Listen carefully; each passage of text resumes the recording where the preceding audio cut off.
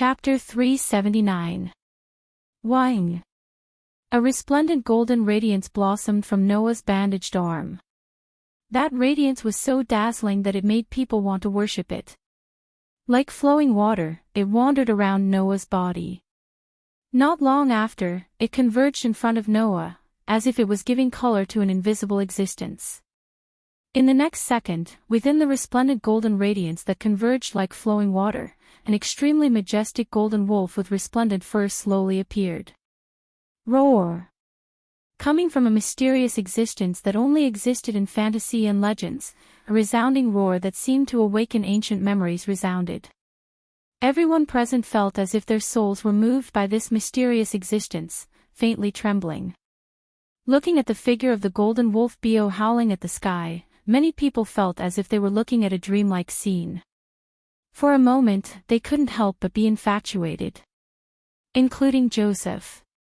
However, in the next second, Noah's calm words pulled Joseph, who felt as if he was in a dream, back to reality, and announced the beginning of Joseph's journey to hell. Bo, kill him. The golden wolf Bo fiercely stared at Joseph with his emerald-like eyes, a berserk bloody radiance surfacing within them. Following the sudden sound of wind breaking, Joseph only felt a chill on his skin.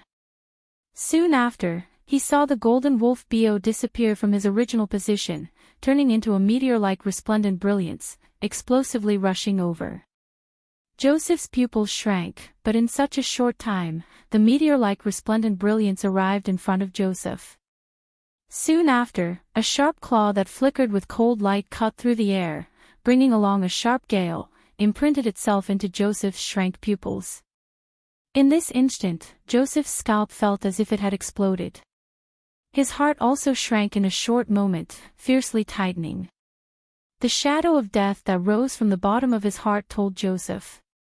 If he was hit by this claw, then even if Joseph was one of the 10 great Saint Magi, he would still die on the spot. At this moment of life and death, Joseph finally displayed his extraordinary combat experience and sharp intuition as one of the 10 great Saint Magi. He forcibly resisted the shadow of death that rose from the depths of his heart as pitch-black manna burst out of his body, covering it completely. Dong! The sharp claws slammed down and heavily smashed into the pitch-black manna surging from Joseph's body. An unparalleled force gushed out like a flood. Bang! It was as if a heavy hammer had landed directly on a wall. A heavy muffled sound rang out. Slap! Amidst the muffled thud, Joseph's knees buckled as though an extremely heavy object was pressing down on his shoulders. His knees slammed into the hard floor, causing the floor to crack like a spider web. Blocking the almost fatal sharp claws, before Joseph could react, an afterimage once again brought along a sharp gust of wind and approached him like a shadow. That was the tail of the golden wolf Bo. Bang! The tail that turned into a heavy whip fiercely landed on Joseph's chest. The sudden burst of power directly sent this 10 great Saint Magi flying. He fell to the ground with his back on the ground and rubbed a deep mark that was more than 10 meters long on the ground before slowly coming to a stop. Roar! The golden wolf Bo's excited roar resounded as if he had won a victory. Watching this scene unfold before their eyes, everyone present, whether it was the members of the fairy tale or the members of the council, sucked in a breath of cold air. One claw. One twitch. Within 2 moves, a 10 great Saint Magi was knocked to the ground just like that. Impossible. On the other side, Joseph, who had climbed up from the ground in a somewhat sorry state, stared at the golden wolf Bo. His face was filled with fear and fury as he madly roared. How can I lose to a beast? Not knowing if he understood Joseph's words, a fierce glint flashed in the eyes of the golden wolf Bo. His entire body seemed to have turned into liquid as his fur stood up. His 4 limbs heavily stepped on the ground and his lower body arched like a crouching leopard. Chee! The sound of wind breaking resounded in the field once again. The golden wolf Bo, who had turned into a stream of light, swept towards Joseph's direction with extreme speed just like before. However, this time, Joseph was already prepared. The instant the sound of wind breaking resounded, he bitterly clenched his teeth and a pitch-black magic suddenly surged out from his body. As the all-encompassing pitch-black magic rose, it actually transformed into a huge area of 3 to 4 meters in diameter around Joseph. Like a swamp, it completely covered Joseph's body within. From Joseph's perspective, he had used the same method to defend himself just now. Although he was sent flying like a dead dog by the golden wolf Bio in the end, if he set up a defense 10 times denser than before, then the golden wolf Bio's attack would be completely blocked. This idea couldn't be said to be wrong. However, Joseph didn't know that the golden wolf Bio's specialty wasn't strength. The golden wolf Bio's specialty was speed and his innate transformation ability. Whoa! With a long howl, the golden wolf Bio, who was shooting towards Joseph like a meteor, trembled. His body actually disintegrated while he was flying, and in the end, he turned into a ball of resplendent golden flames. Bang! With a loud explosion, the golden flames formed by the golden wolf Bio suddenly expanded. In less than a few seconds, it expanded from the size of a person to a size of 2 to 3 meters in diameter. Like a small spinning sun, it was also like a storm formed by flames. It swept out in all directions and fiercely pounced on the pitch-black magic covering Joseph. Chi-chi! The resplendent golden flames burned the pitch-black swamp. Wang-wang! Under the burning of the resplendent golden flames, the swamp formed by the pitch-black magic that pervaded the air violently churned and trembled with the vibrations of the atmosphere. In just a short while, the swamp that was originally as dense as ink became thinner and was gradually replaced by the golden flames. Under such circumstances, the golden flames were still burning the swamp-like area. Ah! In the pitch-black swamp formed by the pitch-black magic, Joseph's extremely miserable shrieks resounded, causing the surrounding people to shudder and reveal fearful expressions. To the people here, one of the 10 great saint magicians was unrivaled. Even Naz wouldn't dream of defeating one of them. But now, one of the 10 great saint magicians was shrieking miserably in front of everyone. Who wouldn't be fearful? Death storm. As the pitch-black swamp became thinner and the pain from his body became more intense, Joseph finally couldn't endure it any longer. With a low growl, he erupted with all the magic in his body, causing the pitch-black swamp to tumble and turn into a pitch-black storm that shook and expanded from the pitch-black swamp. Wherever the pitch-black storm passed, space would tremble. The sharp sound of the wind could be heard clearly in the entire magnolia. Roar! As the pitch-black storm engulfed the golden flames, Bio's resounding roar reverberated within the golden flames. It swept up the golden flames and turned them into a storm that tangled with the pitch-black storm in the increasingly thin swamp. Boom! Boom! Boom! Boom! As the golden storm and the pitch-black storm clashed in the swamp, the pitch-black swamp began to tumble violently. Sounds of explosions and bursts of powerful shockwaves could be heard. A moment later, as an energy ripple spread, the entire swamp was shaken apart. Boom! After the swamp was shaken apart, 2 figures slowly emerged from it and were exposed to everyone's eyes. Among them, Golden Wolf Bio's hair stood on end, and he was in high spirits. On the other hand, Joseph's clothes were tattered, and his body was dripping with blood. He looked extremely pathetic and miserable. Clearly, Joseph wasn't a match for Golden Wolf Bio at all. Chapter 380.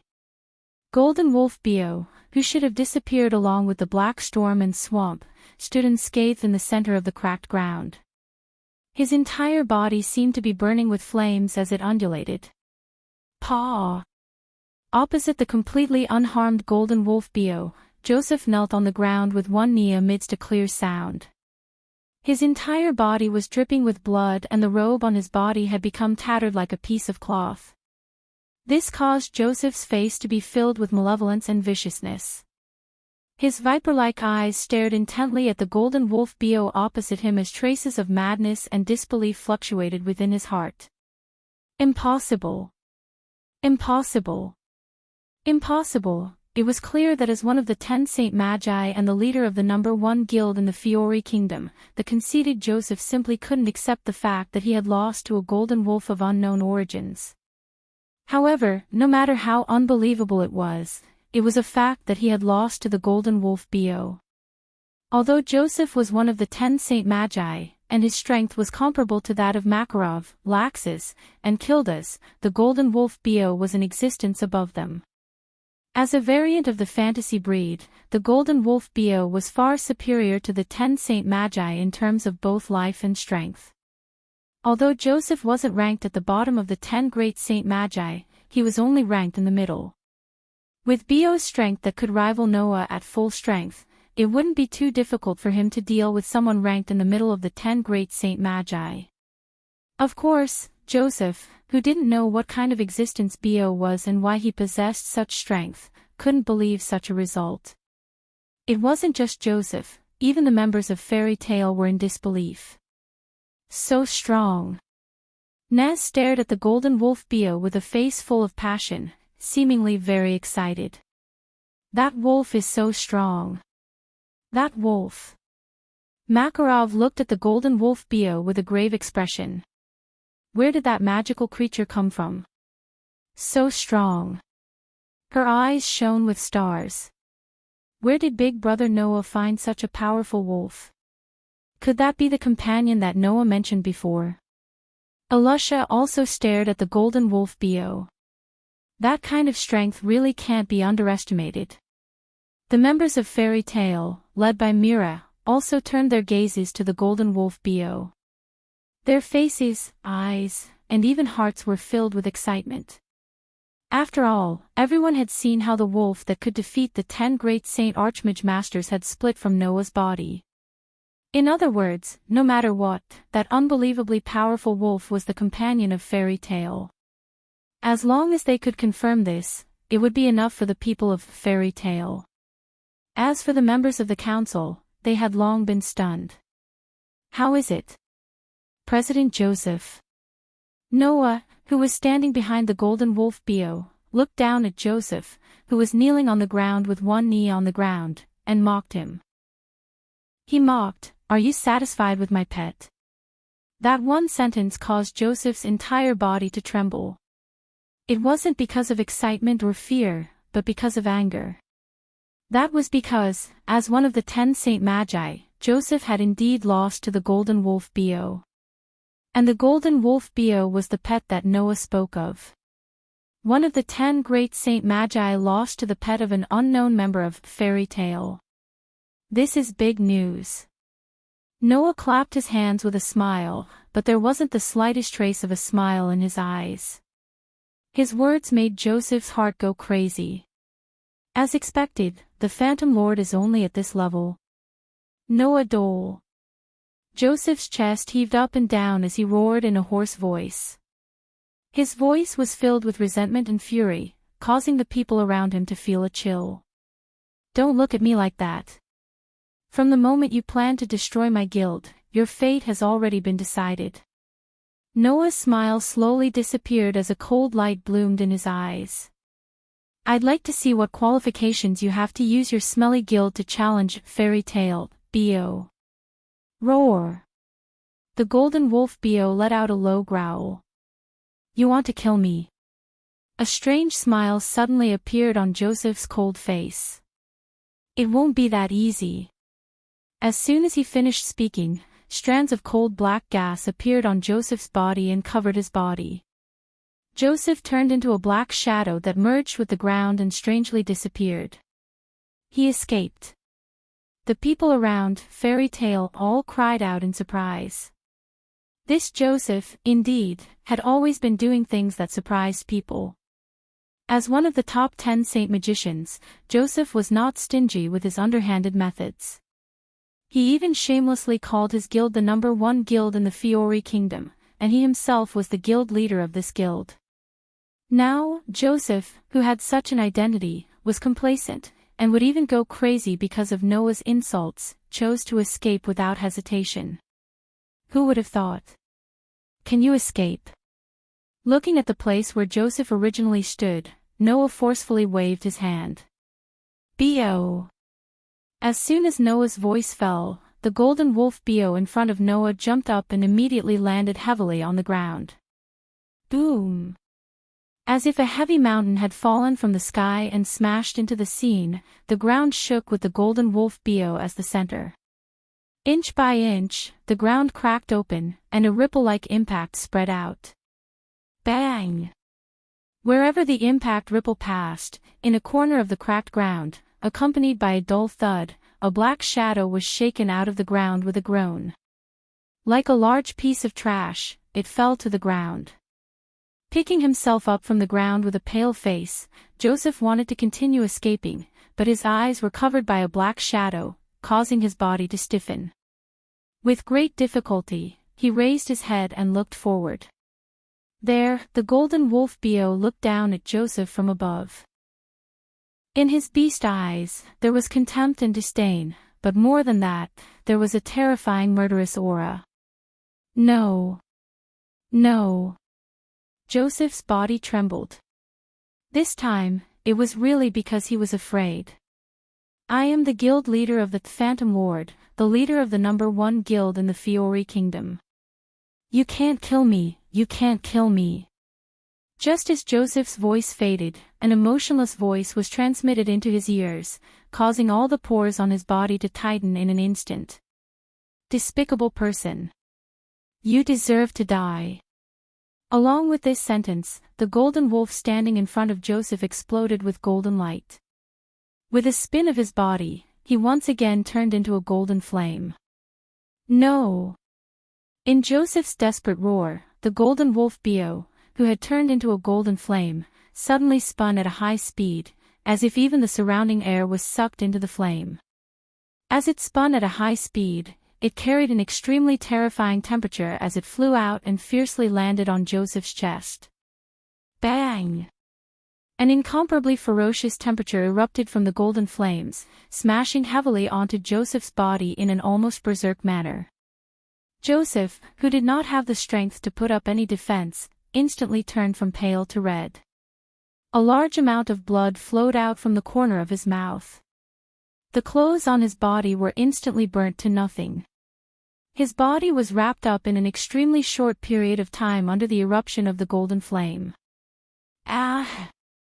Suddenly, a mournful scream resounded in the distant sky. After the golden flame lasted for nearly half a minute, it finally gradually rose up and turned back into a wolf form, landing in front of Noah. The figure that was previously in the flame had completely turned into a pile of ashes at this very moment, drifting away with the wind. The entire place suddenly became quiet, falling into a deathly silence. Seeing Noah caressing the head of the golden wolf B.O., who had become extremely docile, everyone knew Noah's name was going to shake the entire Fiori Kingdom. Chapter 381. Phantom Lord has been disbanded. News of the destruction of Fairy Tale and the destruction of Phantom Lord spread like wildfire across the entire kingdom of Fiori. 3 days after the destruction of 2 guilds capable of competing for the #1 spot in the kingdom of Fiori, the news spread across the entire kingdom of Fiori. Now, as long as one was a citizen of the Fiori Kingdom, they would definitely know about this matter. They would know that the guild master of Fairy Tale, Makarov Doria, had a grandson named Noah Doria. They would know that Noah Doria had single-handedly destroyed the guild Phantom Lord, which was on par with his own guild. They would know that the guild master of Phantom Lord, one of the top 10 Saint Magi, Joseph Bala, had been killed by one of Noah Doria's golden wolves. He knew that after Joseph's death, all the branches of the Phantom Lord were disbanded by the various organizations in the council in just half a day. This was to be expected. It was said that the guild master of Phantom Lord, Joseph, had secretly planned to destroy Fairy Tale. However, after the members of Fairy Tale had destroyed Phantom Lord, he went to the council to complain. Because of this incident, Joseph would be stripped of his title as one of the top 10 Saint Magi by the council. After all, the title of the top 10 Saint Magi was only given to sorcerers with good conduct. A sorcerer like Joseph who had committed such despicable acts did not have the right to be one of the top 10 Saint Magi. Furthermore, Joseph had viciously launched a sneak attack on the members of Fairy Tale under the witness of the council's emissary and the entire Night Order. What's more, it was a killing blow. Although Joseph was killed in the end, his actions had already spread throughout the Fiori kingdom. Even if the council wanted to protect Joseph's title, it would be impossible. Under such circumstances, the Phantom Lord, who had lost the leader of one of the 10 Saint Magi, was quickly disbanded. The reason was simple. It was because they had offended too many people. Therefore, not long after Joseph's death, the various branches of the Phantom Lord were besieged by the Dark Guild's magic shooters who had been eradicated by the Phantom Lord. The Dark Guild's magic shooters were also targeted and made things difficult for the Phantom Lord's magic shooters. The magic shooters of the Phantom Lord's magic shooters also attacked the Phantom Lord's magic shooters. As a result, the various branches of the Phantom Lord were either annihilated or disbanded under the pressure of the Phantom Lord. On the other hand, Phantom Lord suffered huge casualties because of Noah. In the end, they could only disband and cease to exist in the form of a guild. And so, 3 days later, the Phantom Lord completely disappeared from the borders of the Kingdom of Fiori. In comparison, Fairy Tale's reputation had once again soared. They had solidified their position as the #1 guild in the Fiori Kingdom, and their name had shaken the entire Fiori Kingdom. However, to the people of Fairy Tale, these were not enough to arouse their interest. This was because while the people outside were talking about this incident, for Fairy Tale, this incident had yet to truly come to an end. This was the Fiori Kingdom's branch of the council. At this moment, Noah was in this branch of the council. In a courtroom-like venue, Noah stood on the witness stand, in the middle of the courtroom. In front of him, there was a high platform. At the top of the platform, there was a seat. In the middle of the platform, there were 9 other seats. Other than the top seat, the other 9 seats in the middle of the platform were all occupied. Lifting his head, Noah's gaze swept across each of the people sitting on the platform. His eyes narrowed slightly. These 9 people were the council members. They formed the core of the council, the highest level of the entire Magic Council.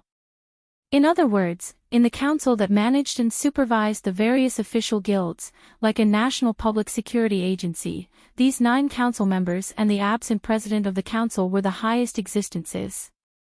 Now, these people were in the middle of a trial for Noah. Noah Dole. Sitting at the bottom of the platform, a messenger from the council held a piece of paper in his hand and said, "Do you admit to your crime?" When this sentence resounded throughout the court, the group of council members on the platform all looked at Noah. Their eyes were filled with all kinds of emotions. Among them, some of them were friendly, some of them were sizing him up, some of them were malicious, and some of them were taking pleasure in his misfortune. Basically, there were all kinds of gazes. And among these gazes, there was only one that was friendly. It was a short old man. According to Noah's knowledge, this old man's name was Yajima. He was a good friend of Makarov's when he was young. That was why Yajima was so friendly to Makarov's grandson, Noah. In this regard, Noah only responded to Yajima with a smile and then spoke indifferently. "May I ask everyone, what crime have I committed?" On the platform, a council member named O Goose sneered at Noah and said, "I advise you to confess honestly. Otherwise, the crime will only be more serious later." This council member named O Gu was one of the people who looked at Noah with malicious eyes. Apart from this person, there was another council member named Michelo who also looked at Noah with malicious eyes. It was said that these 2 people were extremely disgusted with Fairy Tale. They had proposed countless times to disband Fairy Tale, but because of Yajima's relationship, it was always delayed. Towards these 2 people, Noah's attitude was not so friendly. That's why I want to ask, what exactly is my crime? Noah helplessly spread out his hands. Could it be that the council members called me here just to make me confess to a crime that I didn't commit? How rude! Michelot shouted. Are you saying that as council members, we can't distinguish between right and wrong? If that's not the case, then please speak frankly and don't beat around the bush, okay? Noah impatiently waved his hand. If you call me here to convict me like this, everyone will think that you are trying to make things difficult for me, right? Noah Dole. Oh, Goose slammed the table and stood up. Please pay attention to your attitude. As soon as this sentence fell, a cold gaze swept towards Ogu. Oge's face stiffened, and his whole body froze in place. The ones who should pay attention to your attitude are you all. Noah's sharp eyes swept across the council members of the Magic Council. As members of the council, you do have the right to ban crimes, but I never knew that you have the right to shout at people from a high position.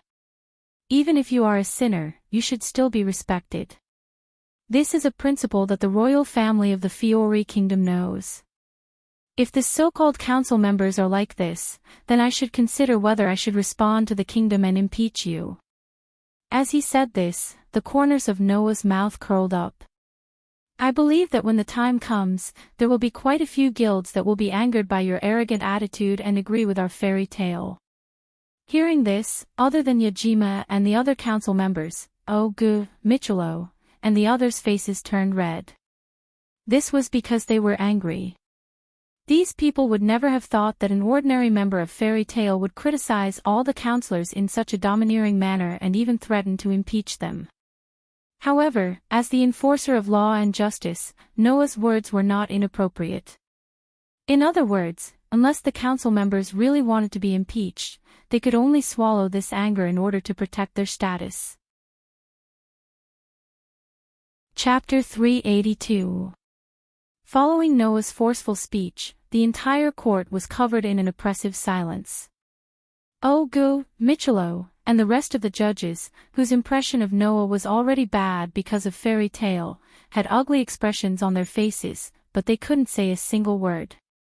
They could only stand there stiffly without moving. Under such circumstances, one of the counselors who acted as a middleman spoke. Well, everyone, please calm down. We're here to conduct a fair trial as members of the Senate. We can't let our personal emotions affect the fairness of the trial. It'll be even more disgraceful if we get into an argument. Hearing this, Ogu, Michelot, and the others snorted and turned their heads away. Noah, on the other hand, shifted his gaze to the person who spoke, his eyes flickering with a peculiar glint. The person in front of him was about the same age as Noah. He had short blue hair, and on one side of his cheek, with the eye as the center, a sword-like tattoo was engraved on his handsome face. This wasn't the first time Noah saw this face. He had seen it more than once when he was young. At that time, Noah went out to work for the first time as a magic shooter. When he took on a mission, he used that mission as an opportunity to get to know many people. That was when Mira, Elfman, and Lisanna got to know each other. And during that mission, Noah also got to know two other people. One was like Naz, a dragon whose parents taught him magic went missing, and he met a dragon slayer magic shooter in the forest, Wendy Mabel. The other was a youth who inexplicably fainted in front of Noah and Wendy Jalal. The judge in front of him looked exactly the same as Jalal. When he first saw this person, Noah was shocked and thought that the other party was the youth who called himself Jalal. In the end, after the other party saw Noah, he only looked at Noah with an amused expression. His eyes didn't reveal any other emotions from seeing or hearing Noah's name. Therefore, Noah concluded that this person definitely did not recognize him. As a matter of fact, Noah was even more certain after knowing the other party's name. Zeke Klein. That was the name of the judge in front of him. The other party was not Jalal. But for some reason, this guy called Kieran looked very similar to Jalal. Noah did not know the reason or secret behind this, so he chose to wait and see. However, Noah had a feeling that this guy named Zeke wasn't that simple. "Sir Noah, we have called you here to discuss the matter of Joseph's death," Zeke said to Noah with a smile. "We all know that Joseph destroyed your guild and then ambushed you. Even if he was killed, it could only be said that you were defending yourself. However, some of the people here think that your defense is a little too much, so they want to convict you. Zeke Klein, don't casually stir up trouble." "This is just the truth," Michelot said with an unkind expression. Many people saw with their own eyes how his golden wolf defeated President Joseph with an absolute advantage. After President Joseph was defeated, he allowed his servant to kill President Joseph. This is no longer a matter of self-defense. It's possible that it's premeditated murder. Michelot, your words are a bit too serious. At this time, Ajima spoke. He's just a child. How could he deliberately kill someone like President Joseph? So what if he is a child? He is Makarov's grandson. Oh, Kai said without hesitation. I definitely don't believe that he didn't deliberately condone it.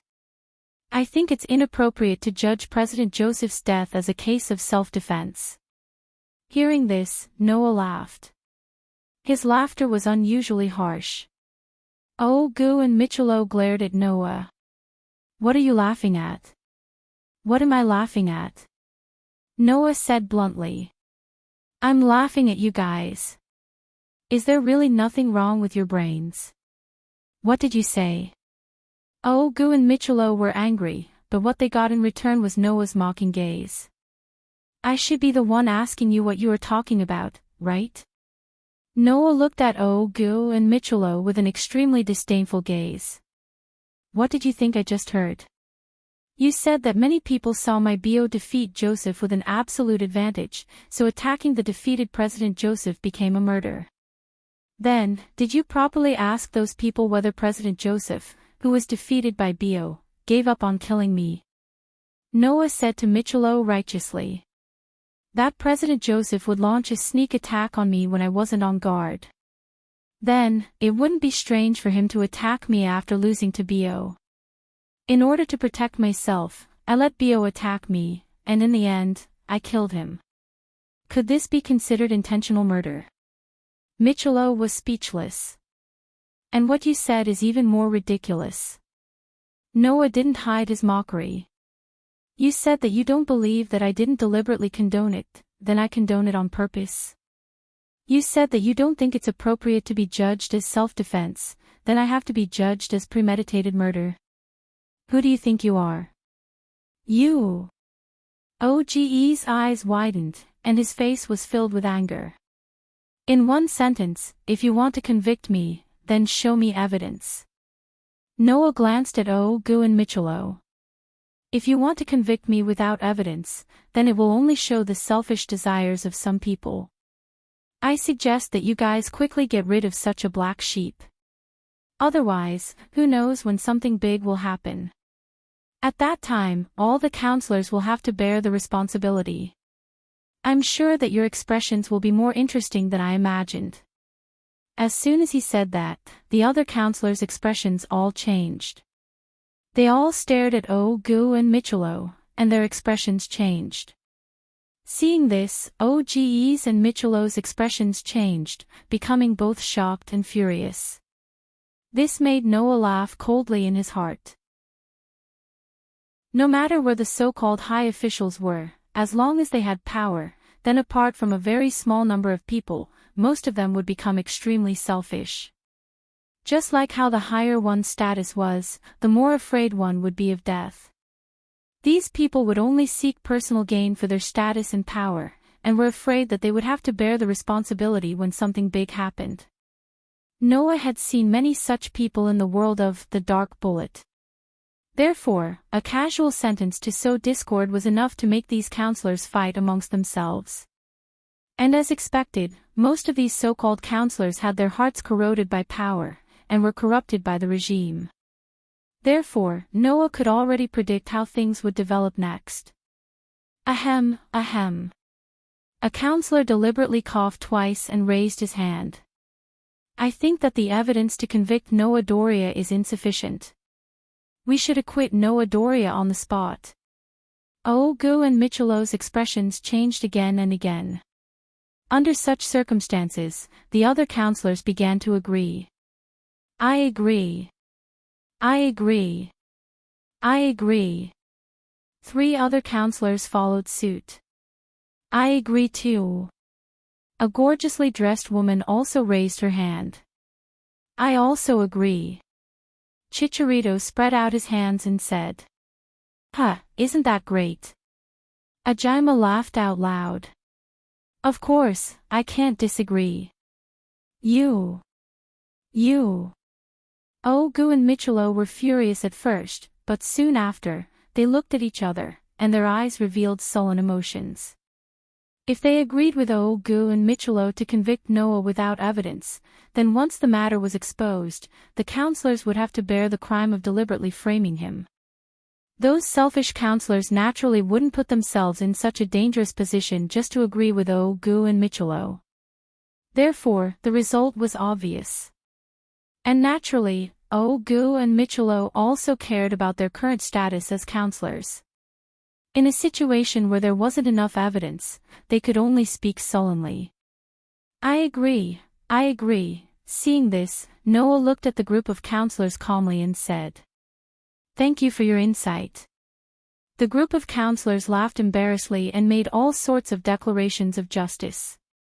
With the situation so clear, the counselors naturally knew what to do. Now, we announce that Noah Doria is acquitted on the spot due to insufficient evidence. Chapter 383. After the end of the trial, Noah walked out of the courtroom without the slightest reluctance. Along with him was Ajima. Thank you very much, Mr. Ajima. Noah still held some respect for Ajima, who was of the same generation as his grandfather and was also a close friend. In addition, Ajima had indeed helped Fairy Tale a lot, so it was only natural for him to thank him. I've really caused you a lot of trouble. I didn't help you at all. You relied on your own strength to make those counselors speechless. It's really Ajima's blessing to have a grandson like you. Ajima didn't seem to care much, but he seemed to enjoy Noah's respect. It was like meeting a polite child, and his face was peaceful.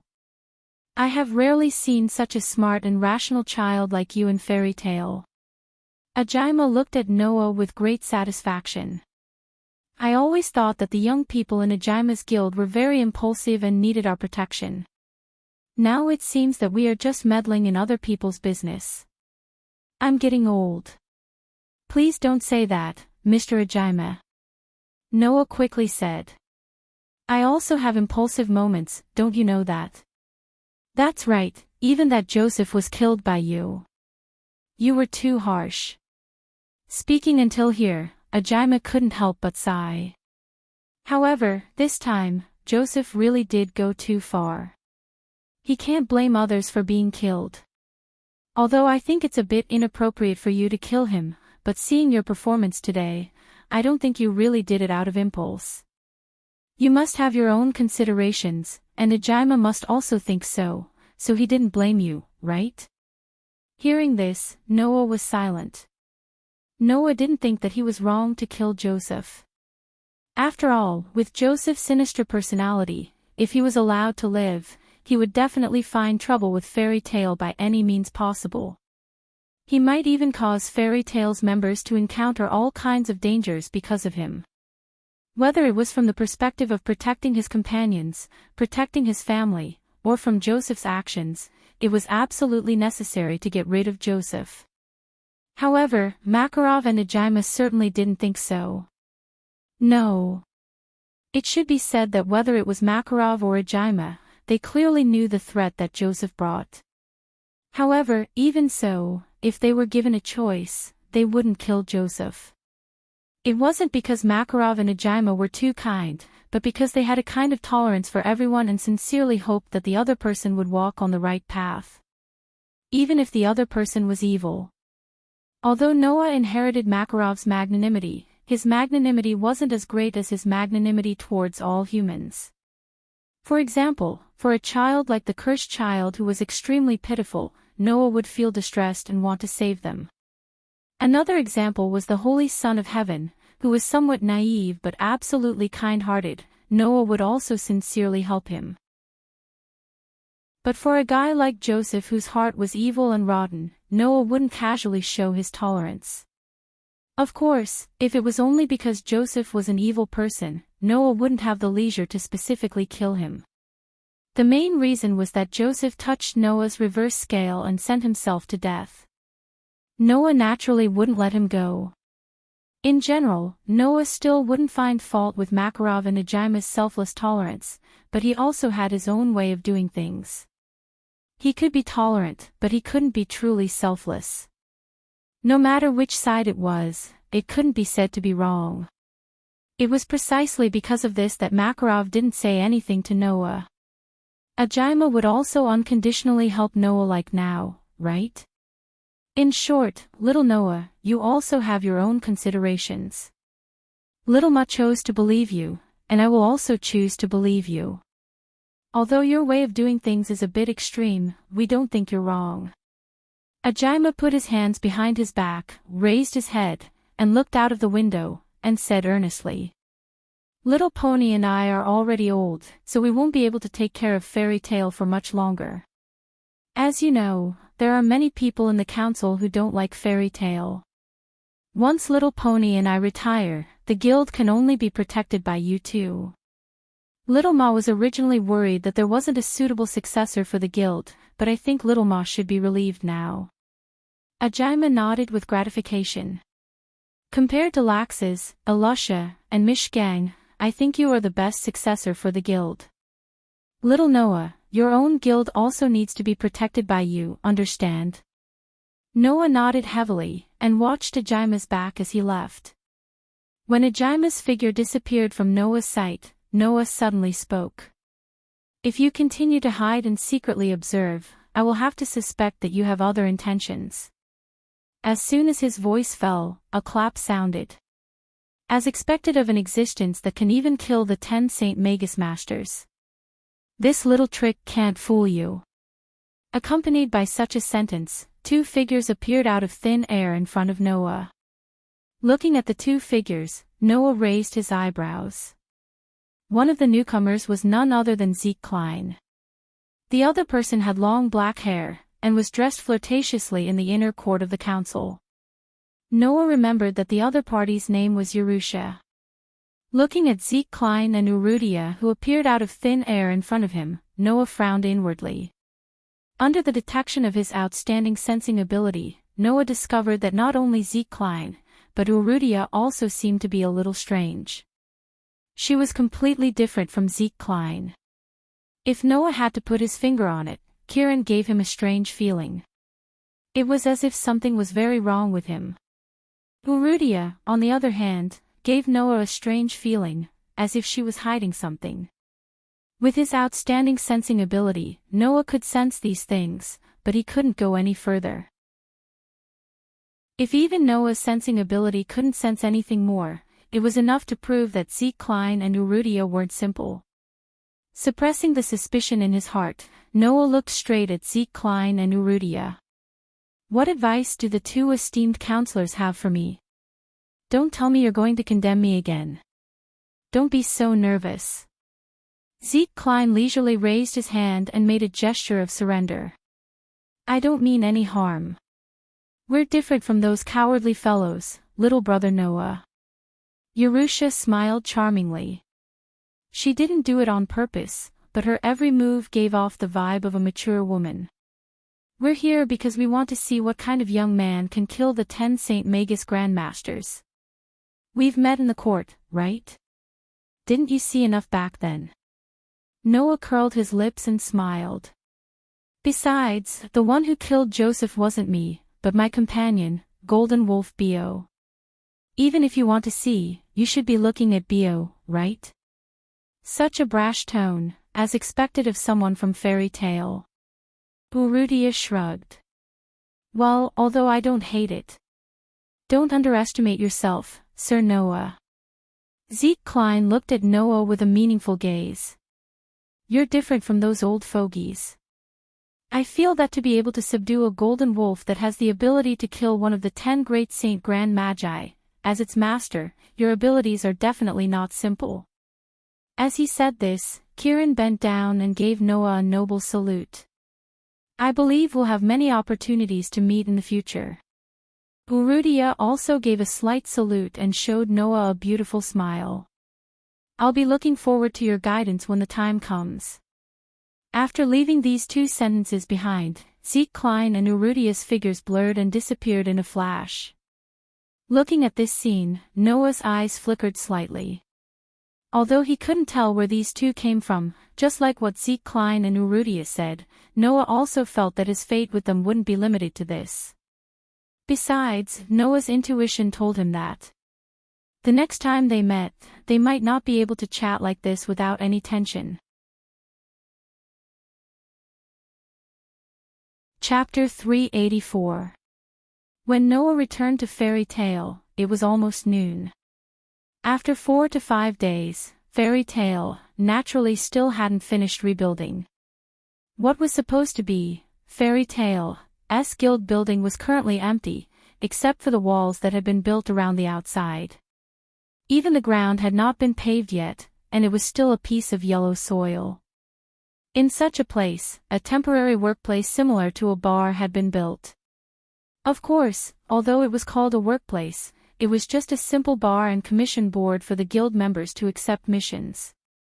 In addition to the simple bar and commission board, temporary rough tables and chairs were neatly arranged on the yellow ground. The guild members were sitting there, killing time. After all, Noah had carved all the runes used to build the defense system into the building materials. Now, he only needed to commission the workers to build it.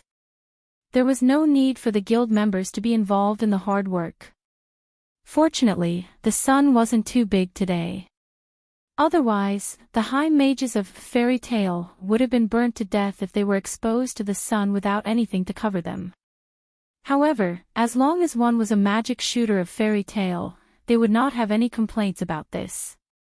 After all, to everyone, the existence of the guild was the most important. They already had a strong sense of belonging to the guild.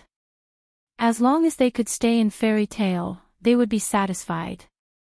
Except for a few people. Noah, who was about to enter, stopped in his tracks when he heard a voice. What's going on? This shabby place. It was an extremely rude and vile voice. Laxes, who was wearing a fur coat as usual, was standing on the yellow ground.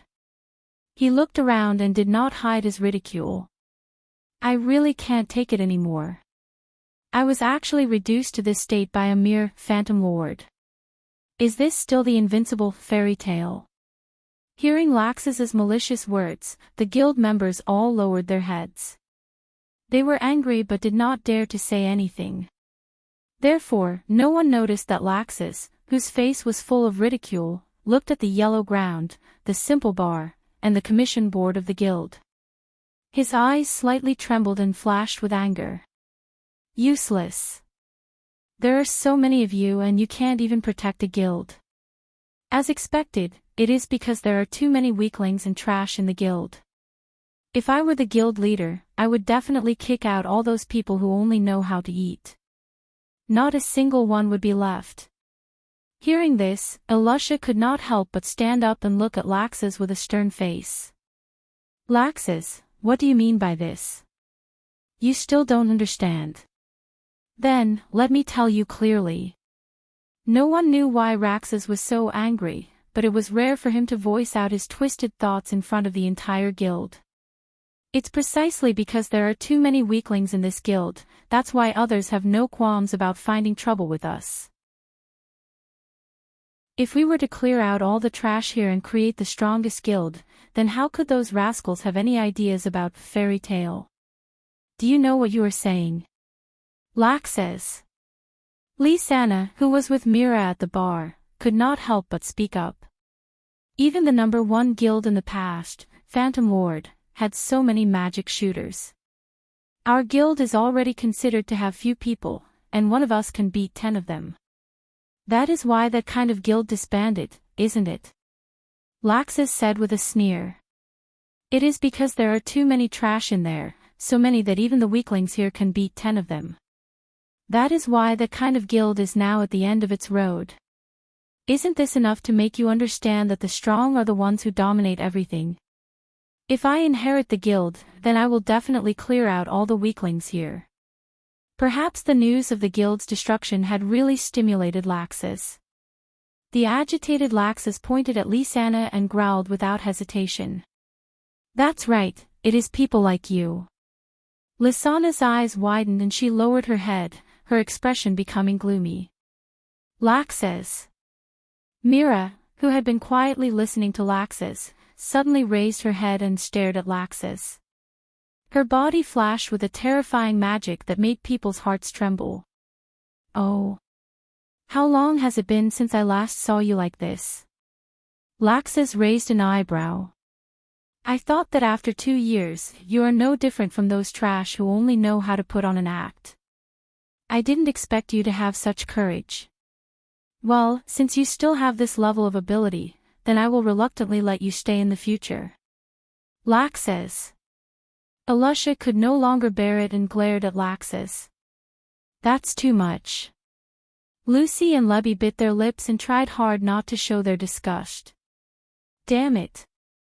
Gray clenched his fists and his eyes were filled with anger. You bastard. Naz rushed towards Laxus with a blazing flame burning in his hand. Against the sudden rise in temperature, he swung his fist in the direction of Laxus. I must teach you a lesson today.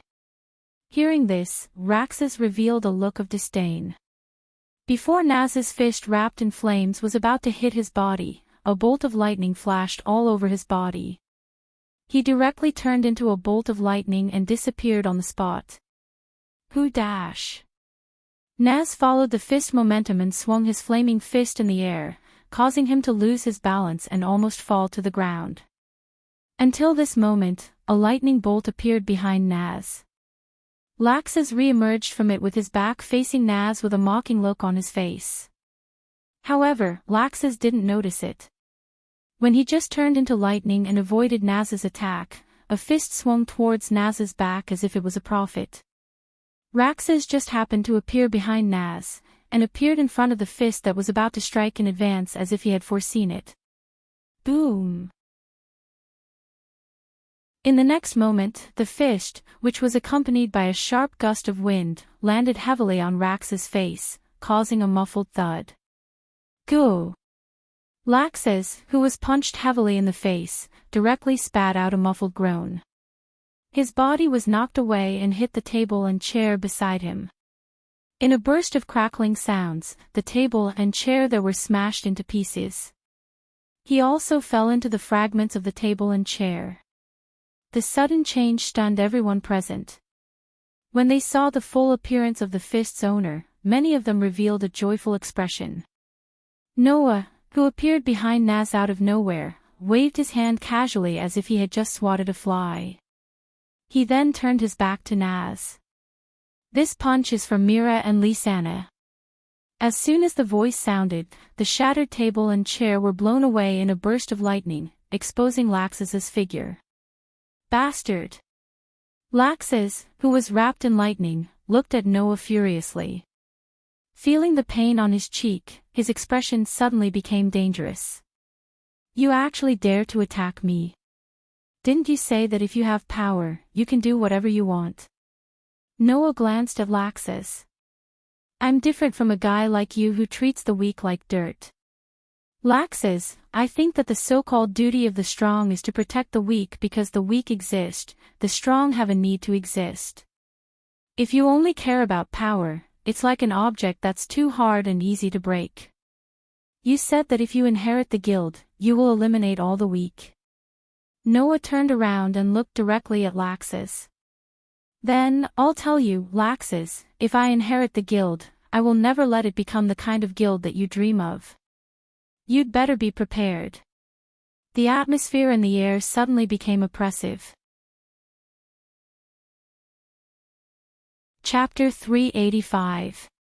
Everyone in Fairy Tale was staring at Noah and Raxus, who were confronting each other in the middle of the field. They all subconsciously held their breaths, not daring to even breathe. When Laxus heard Noah's words, his eyes widened, then he slowly lowered his head and raised his hand to cover his forehead. After a while, he suddenly laughed out loud. Ha! Ha ha ha! Ha ha ha ha!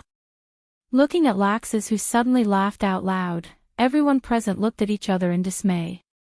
Only Noah stared at Laxus with a calm face, as if he already knew the reason why Laxus suddenly laughed out loud. Good. Good. That's great. This will be interesting. Laxus, who was laughing maniacally, raised his eyes and met Noah's calm gaze. Since you've already said this, then I'll take it as you declaring war on me. Let me see if you have the ability to make me understand. Ha ha ha ha. Amidst a burst of excited, impassioned, and battle-ready laughter, Laxus's body bloomed with golden lightning. His body turned into a bolt of lightning and swept into the sky, disappearing from the Fairy Tale Guild. Looking at Laxus, who turned into a bolt of lightning and disappeared into the horizon, the corners of Noah's mouth slowly curled up, a glint flashing across his eyes. Noah knew that after the destruction of Fairy Tale, Laxus's twisted heart had finally reached its limit. Just like when Fairy Tale had just been destroyed, the magic shooters in Fairy Tale were also depressed because of the collapse of their mental support. Laxus was affected in the same way. However, Laxus's influence was much greater than the others. This was because to Laxus, who did not interact much with the others in the guild and was in a state of cold war with his family, the guild was the last thing in his heart. It was the same as his younger brother, Noah, who treated the guild as his home. With the guild destroyed, Laxus suffered a much greater blow than the other members of Fairy Tale. Therefore, from this point of view, Noah and Laxus were indeed brothers. And now, because Noah had destroyed the Phantom Lord, what would Laxus do because of the same thing? Would he magnify his twisted desires because of his anger and directly attack those in the guild who he viewed as weak and trash? This was not impossible. Therefore, Noah did not hesitate to say those words. This was to fight for justice for Mira and Lisanna, and also to shift the target of Laxus's venting onto himself. And because of this, Noah understood. Perhaps, the battle with Raxus that had been dragged on since he was a child could no longer be avoided. Big brother Noah. Lisanna, who came to Noah's side, leaned her head on Noah's chest and reached out to hug Noah tightly, as if looking for someone to rely on. It seemed that the words Laxus had said in his agitation had caused her to feel a little down. Then, was Mira affected in any way? Just as Noah was thinking this, Mira walked over and showed Noah the warmish smile, as if she could see through Noah's thoughts. She lightly shook her head, indicating that she was fine. Seeing this, Noah breathed a sigh of relief and patted Lisanna's back, comforting her softly. Don't take that guy's words to heart. He was just too agitated because the guild was destroyed. If you're still angry, I'll help you punch him a few more times next time. Pfft. Lisanna's tears turned into laughter. She nodded and her expression became relieved.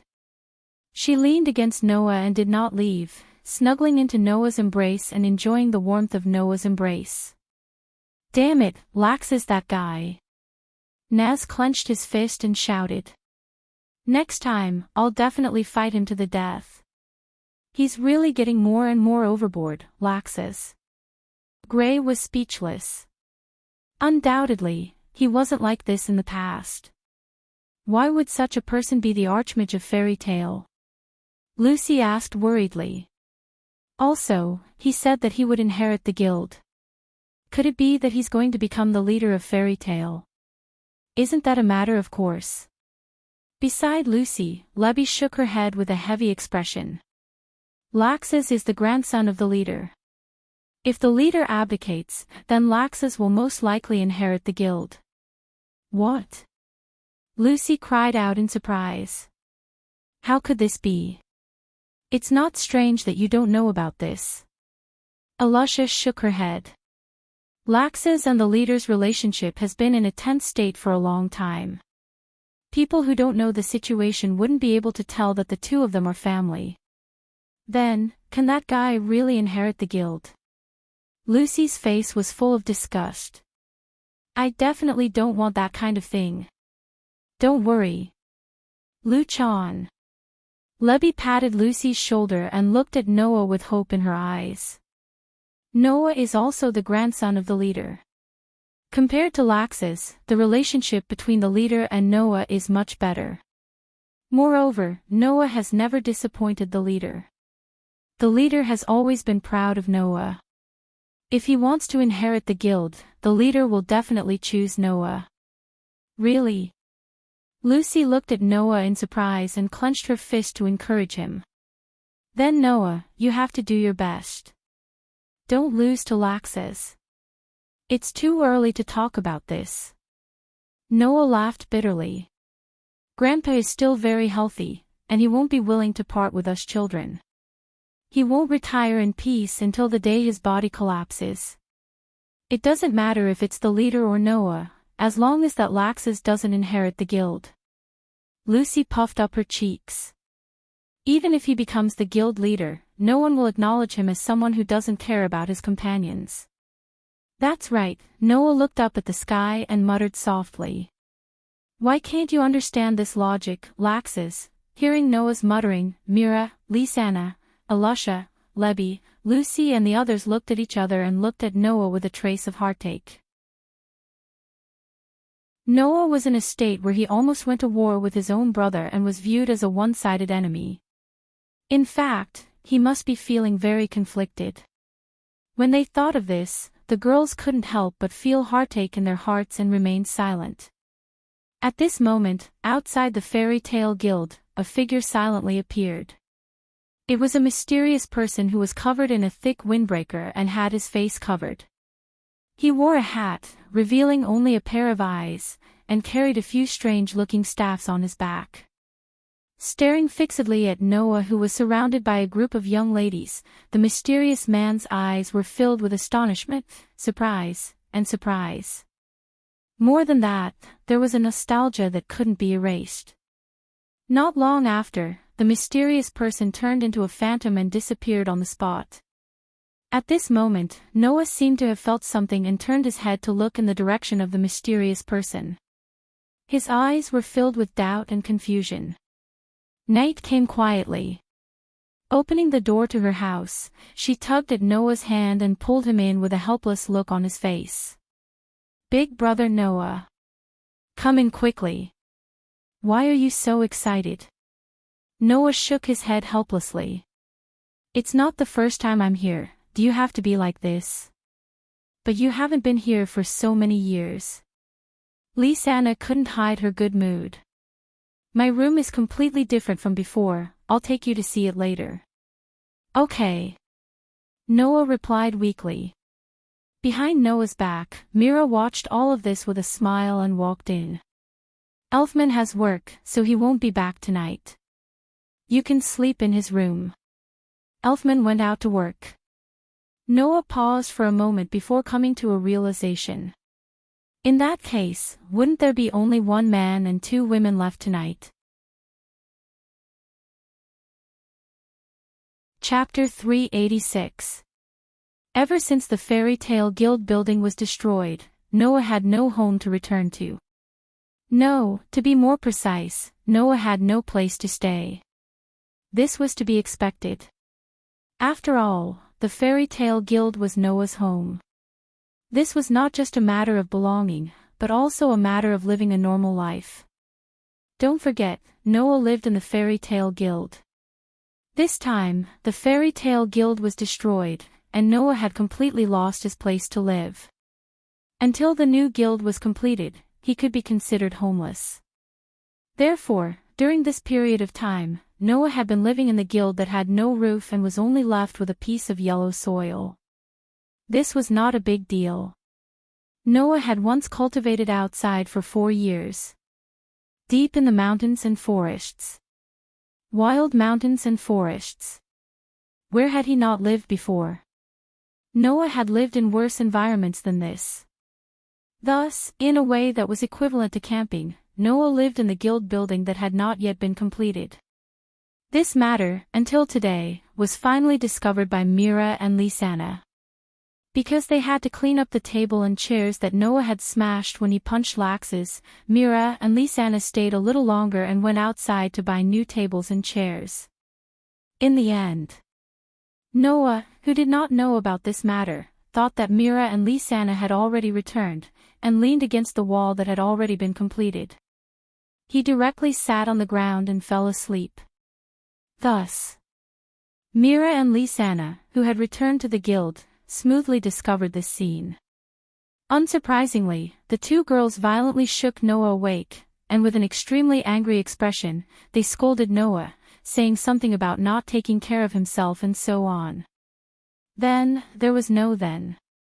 Mira and Lisanna, who could not bear to see Noah sleeping in the wilderness, did not hesitate to drag Noah out of the guild building and bring him back to their home.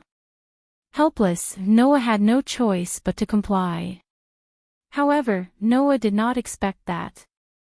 Elfman was not at home, leaving only Noah, Mira, and Lisanna in the house. This was not a very good situation. In the past, it wouldn't have mattered. But now that he knew how Mira and Lisanna felt about him, Noah could no longer stay under the same roof as the two beautiful girls. One had to know that the current Mira was as gentle as a saintess. Every action of hers affected Noah's heart. Lisanna had long since made love to Noah. How could Noah remain calm when surrounded by these two girls? If it was only Lisanna or Mira, then Noah wouldn't be like this. But there were two of them at once.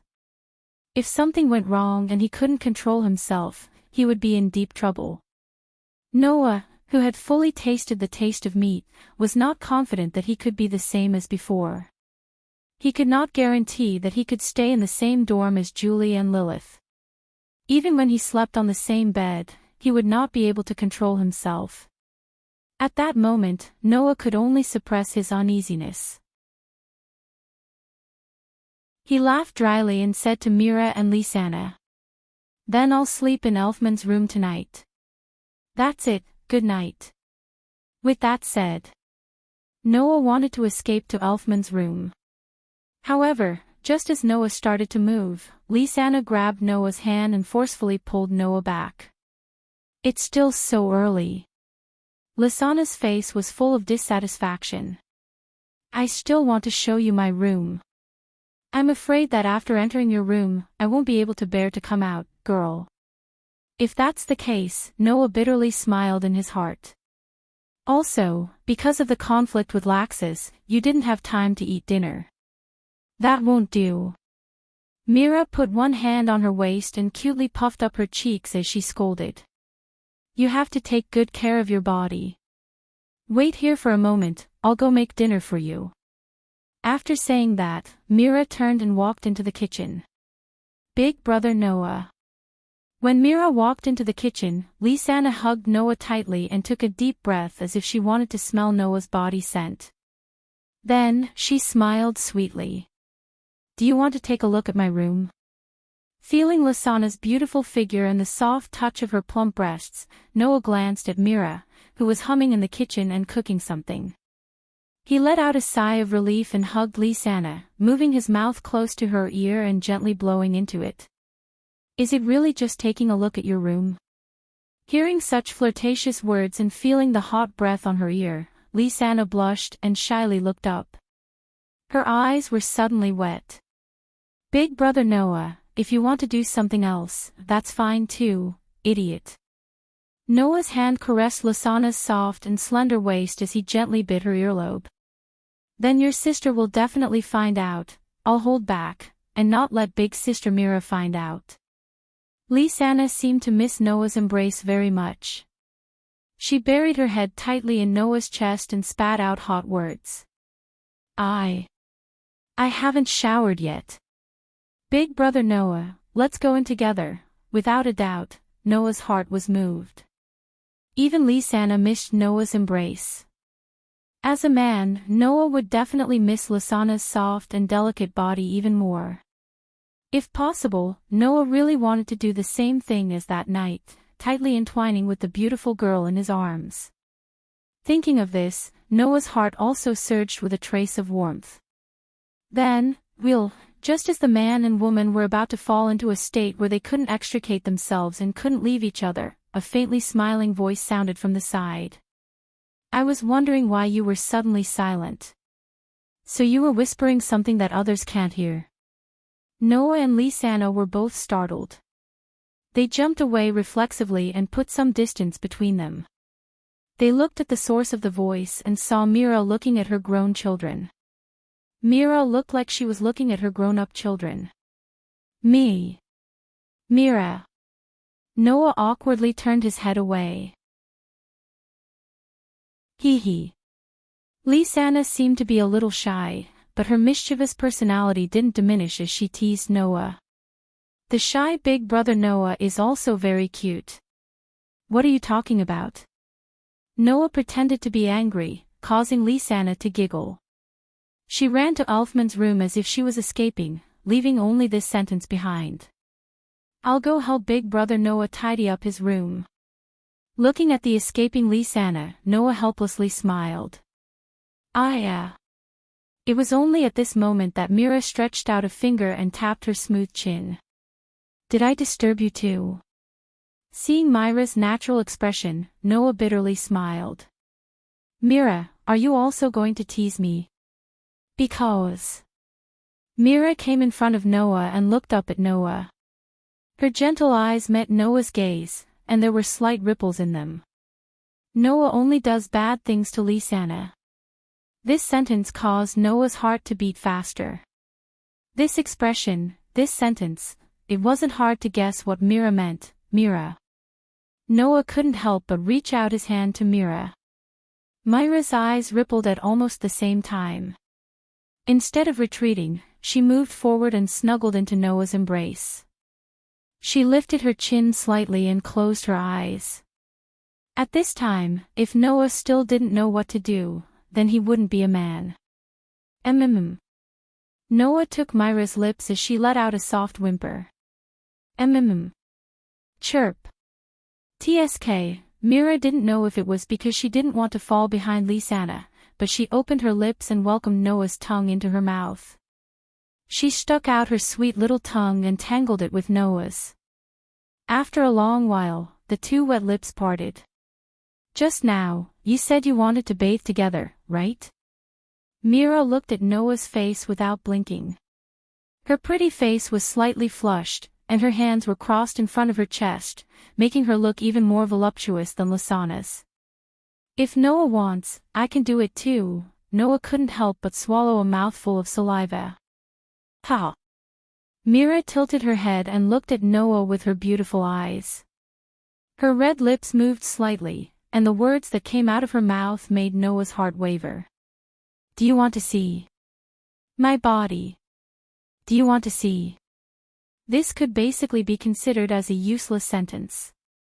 Even if it was Noah, how could he not want to see?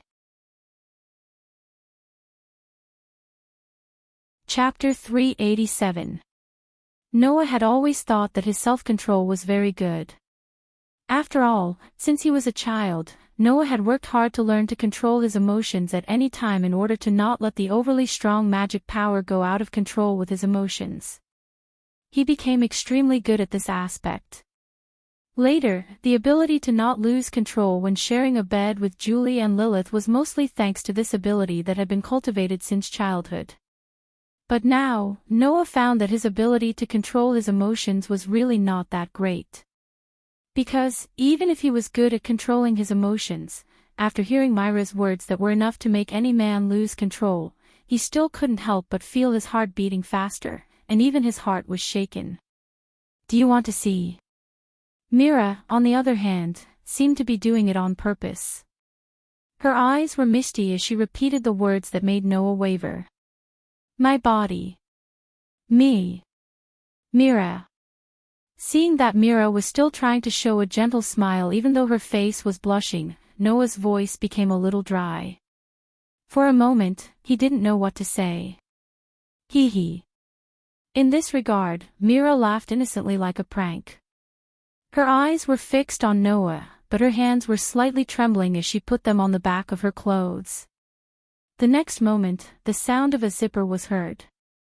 With the sound of cloth friction reverberating, Noah watched the princess dress on Mira slide down from her body, forming a circle with Mira as the center, and fell to the cold ground. Noah only felt that his head had become muddled. Then the princess dress slid down from Mira's body. A large area of snow-white skin was exposed in front of his eyes, making Noah's already messy head even more confused. At this moment, Noah just wanted to exclaim in amazement. Because the scene in front of his eyes was too beautiful. It was a beauty that could not be described as a work of art. The scene in front of Noah's eyes. It was so amazing that people couldn't help but marvel. It was as if the curves were specially carved. Between the curves, it seemed that there was something added on it that could definitely attract people's eyes and hearts, making people unable to look away. Noah believed that if it was someone else, even if it was a woman like Mira, they would definitely be attracted by the beautiful body in front of him. Her skin was not as white as snow, but it was enough to be called as white as pearls. Instead of saying that her figure was curvy, it was more appropriate to say that it was extremely enchanting. Undoubtedly, she was a gentle and kind saintess that made people unable to have the slightest ambiguity. Such an existence. When she stripped the last cover on her body, not only did she not lose the sacred and inviolable sense of holiness, but there was also an additional attraction that could make anyone to go crazy. Unsurprisingly, Noah's attention was captured by Mira's figure, and he was completely absent-minded. Noah really didn't expect that Mira would actually take off all her clothes in front of him and become really naked. And it seemed that even Mira herself didn't believe that she would do such a bold thing. Her pretty face was flushed, and her slender arms were also blocking her chest, covering the holy mound that men yearned for. Her delicate body was also trembling slightly. Mira didn't know that although this could serve as a little cover, it made her charm even easier to make people go crazy. Because that pair of extremely plump and round breasts were not something that Mira's pair of slender arms could block. In addition to being able to cover up that captivating red, it made her even more obvious that pair of great breasts on her body. Noah had always thought that Lasana's figure was already considered good. After all, Lasana's figure was also very plump. But who knew that compared to Mira, it was still a little worse. And this difference lay in that pair of plump breasts. From Noah's point of view, Mira's chest was at least 2 times larger than Lasana's. It was very likely that it was even 3 times larger. It made people's blood boil. Therefore, Noah almost uncontrollably reached out his hand towards that sacred place. Noticing Noah's actions, Mira's delicate body trembled, but her eyes never left Noah's face. Although her pretty face was getting redder and redder, her expression was always extremely gentle, and it was getting more and more intense. It turned out that Mira and Lisanna were indeed sisters. Just like how Lisanna would feel shy in front of Noah, but she was still unwilling to reject Noah and boldly showed her beauty to Noah. Mira certainly knew the consequences of not rejecting Noah's outstretched hand. She was definitely very shy and timid in her heart, but she still didn't choose to escape. Instead, she slowly let go of the trembling hand that was blocking her chest, revealing that round longing in front of Noah without missing a single bit. Noah, who clearly knew Mira's feelings, was extremely moved. He stroked his hand on that yearning that couldn't be refused as long as it was a man. What entered his hand was a full smoothness, followed by an indescribable softness. Noah was already quite familiar with this kind of softness, but he still couldn't help but be moved at this time. Thus, Noah subconsciously began to gently knead. Mira's pretty face became redder and redder, and her eyes became more and more blurry. She began to pant lightly, exhaling scorching hot breaths. Her delicate body trembled uncontrollably with Noah's actions. She raised her hand without resistance, puffed out her chest, and offered her most beautiful place to Noah for him to play with as he pleased. Unknowingly, the two's bodies began to draw closer, and their heads also moved closer to each other, tasting each other's lips. The sound of panting. The sound of sucking. Their flirtatious voices reverberated under the eaves of the house that was neither too big nor too small. Not long after, even Noah's clothes fell to the ground at some point. In the next second, a suppressed groan of pain rang out in the hall, followed by a series of muffled groans. The man and woman who were immersed in each other's embrace had long forgotten. They weren't the only ones under the eaves. Sigh.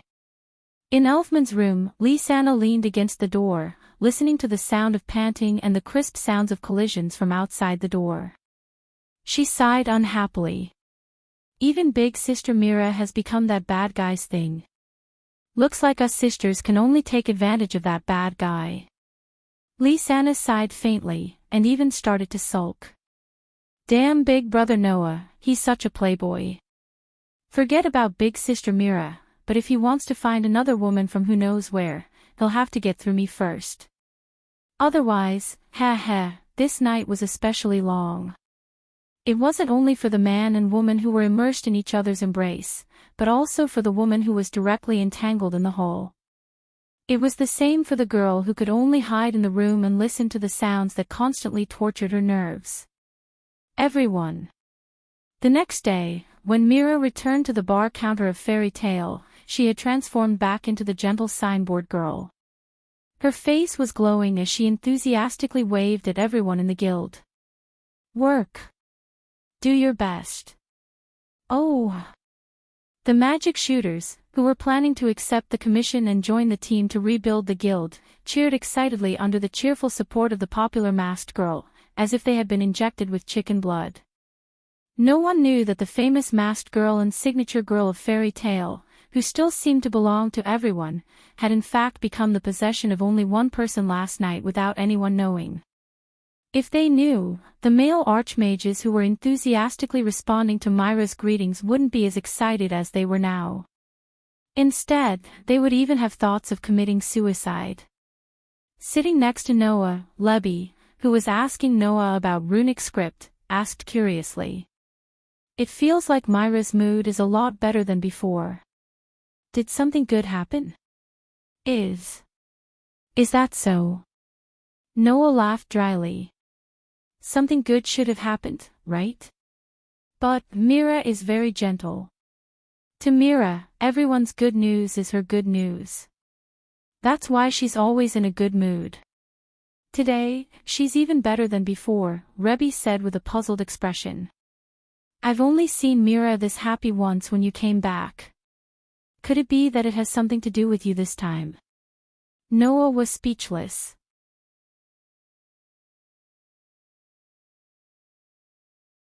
Chapter 388. It had to be said that a woman's intuition was truly terrifying. Even though it was only a guess, Lebby had guessed the reason why Mira was in such a good mood. Not only is Mira in a good mood, but she has also become prettier. Lebby tilted her head and looked at Mira suspiciously before shifting her gaze in another direction. Compared to Mira, that person's mood seems to be the exact opposite. She seems to be in a much worse mood than before. Hearing this, Noah followed Lebby's gaze and the corner of his eyes twitched. He saw Lisanna, who was holding a tray and delivering drinks to her companions who were rebuilding the guild. Not only did she not have her usual cute smile, but she also seemed to be in a bad mood. She would occasionally turn her gaze in Myra's direction and faintly sigh. When she turned her gaze to Noah, she would immediately turn her head away in a huff. Anyone with a discerning eye could tell that she was throwing a tantrum. Lebby, who saw this scene, glanced at Noah mockingly. It seems that this person's bad mood has something to do with you. You really have it hard. Noah rolled his eyes at Lebby, but he couldn't find the words to refute her. Who asked Noah to be so distracted by Mira last night that he forgot about Lisanna's existence? When he thought of how he had fallen asleep on the dining table in the hall last night with Mira in his arms and woke up in the same position in the morning, the first thing he saw was Lasana's resentful expression and eyes, as well as the faintly visible dark circles under her eyes. Noah couldn't wait to find a hole to hide in. Come to think of it, last night was indeed ridiculous. In the presence of a third party, and this person was also his girlfriend who had an intimate relationship with him. Not only did he spend an entire night with someone else's sister in someone else's house, but when he woke up, the first thing he saw was that he was hugging someone else's sister and lying naked in front of her. No matter how one looked at it, this seemed like a situation that would lead to bloodshed, right? Although it didn't cause any bloodshed in the end, Noah felt rather awkward after being stared at by Mira the entire morning with a blissful expression and Lisanna the entire morning with a hateful gaze. Lebby seemed to have more or less guessed something.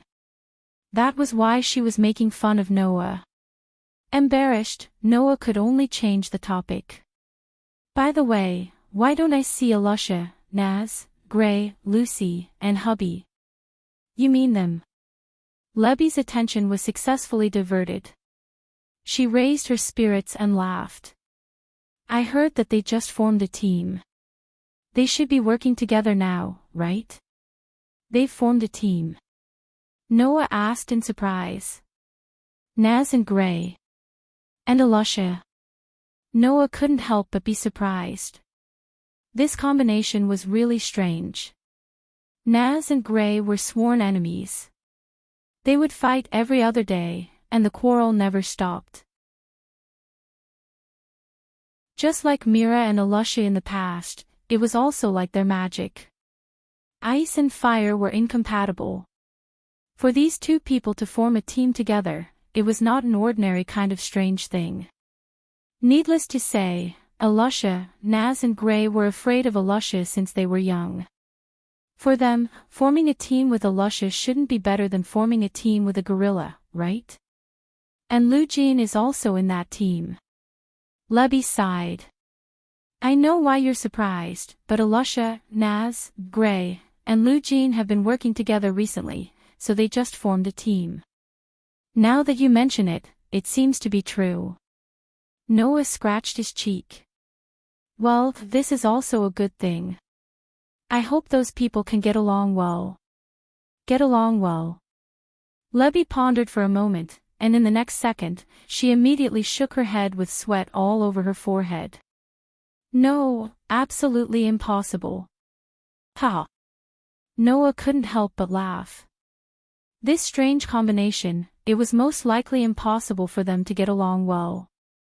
They would definitely quarrel once every 2 or 3 days, right? However, that was also Alusha, Naz, and Gray's style. It would definitely be very pleasant.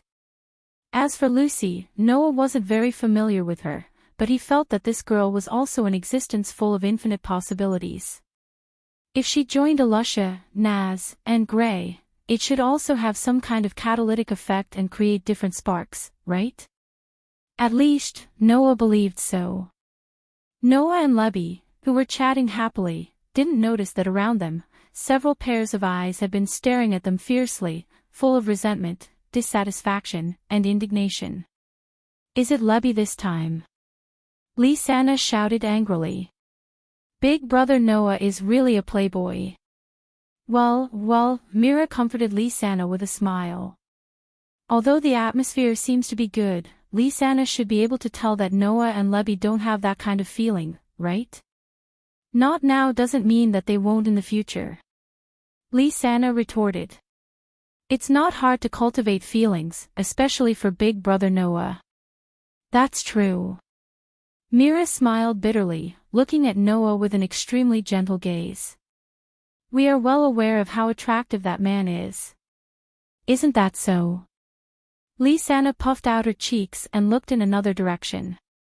Jet and Troy are also having a hard time. Mira followed her line of sight and saw Jet and Troy hiding in a corner, staring at Noah and Lebby who were chatting with each other.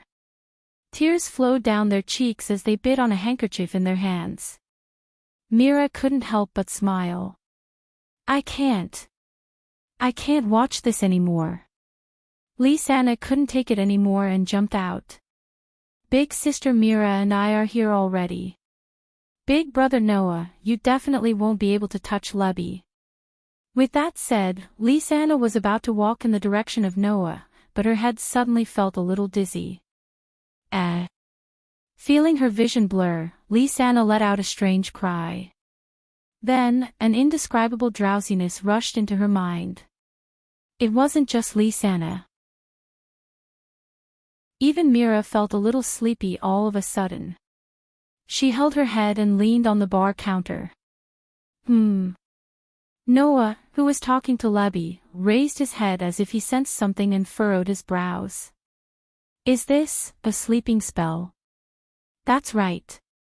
Someone was using a spell that could cause people to fall into a deep sleep.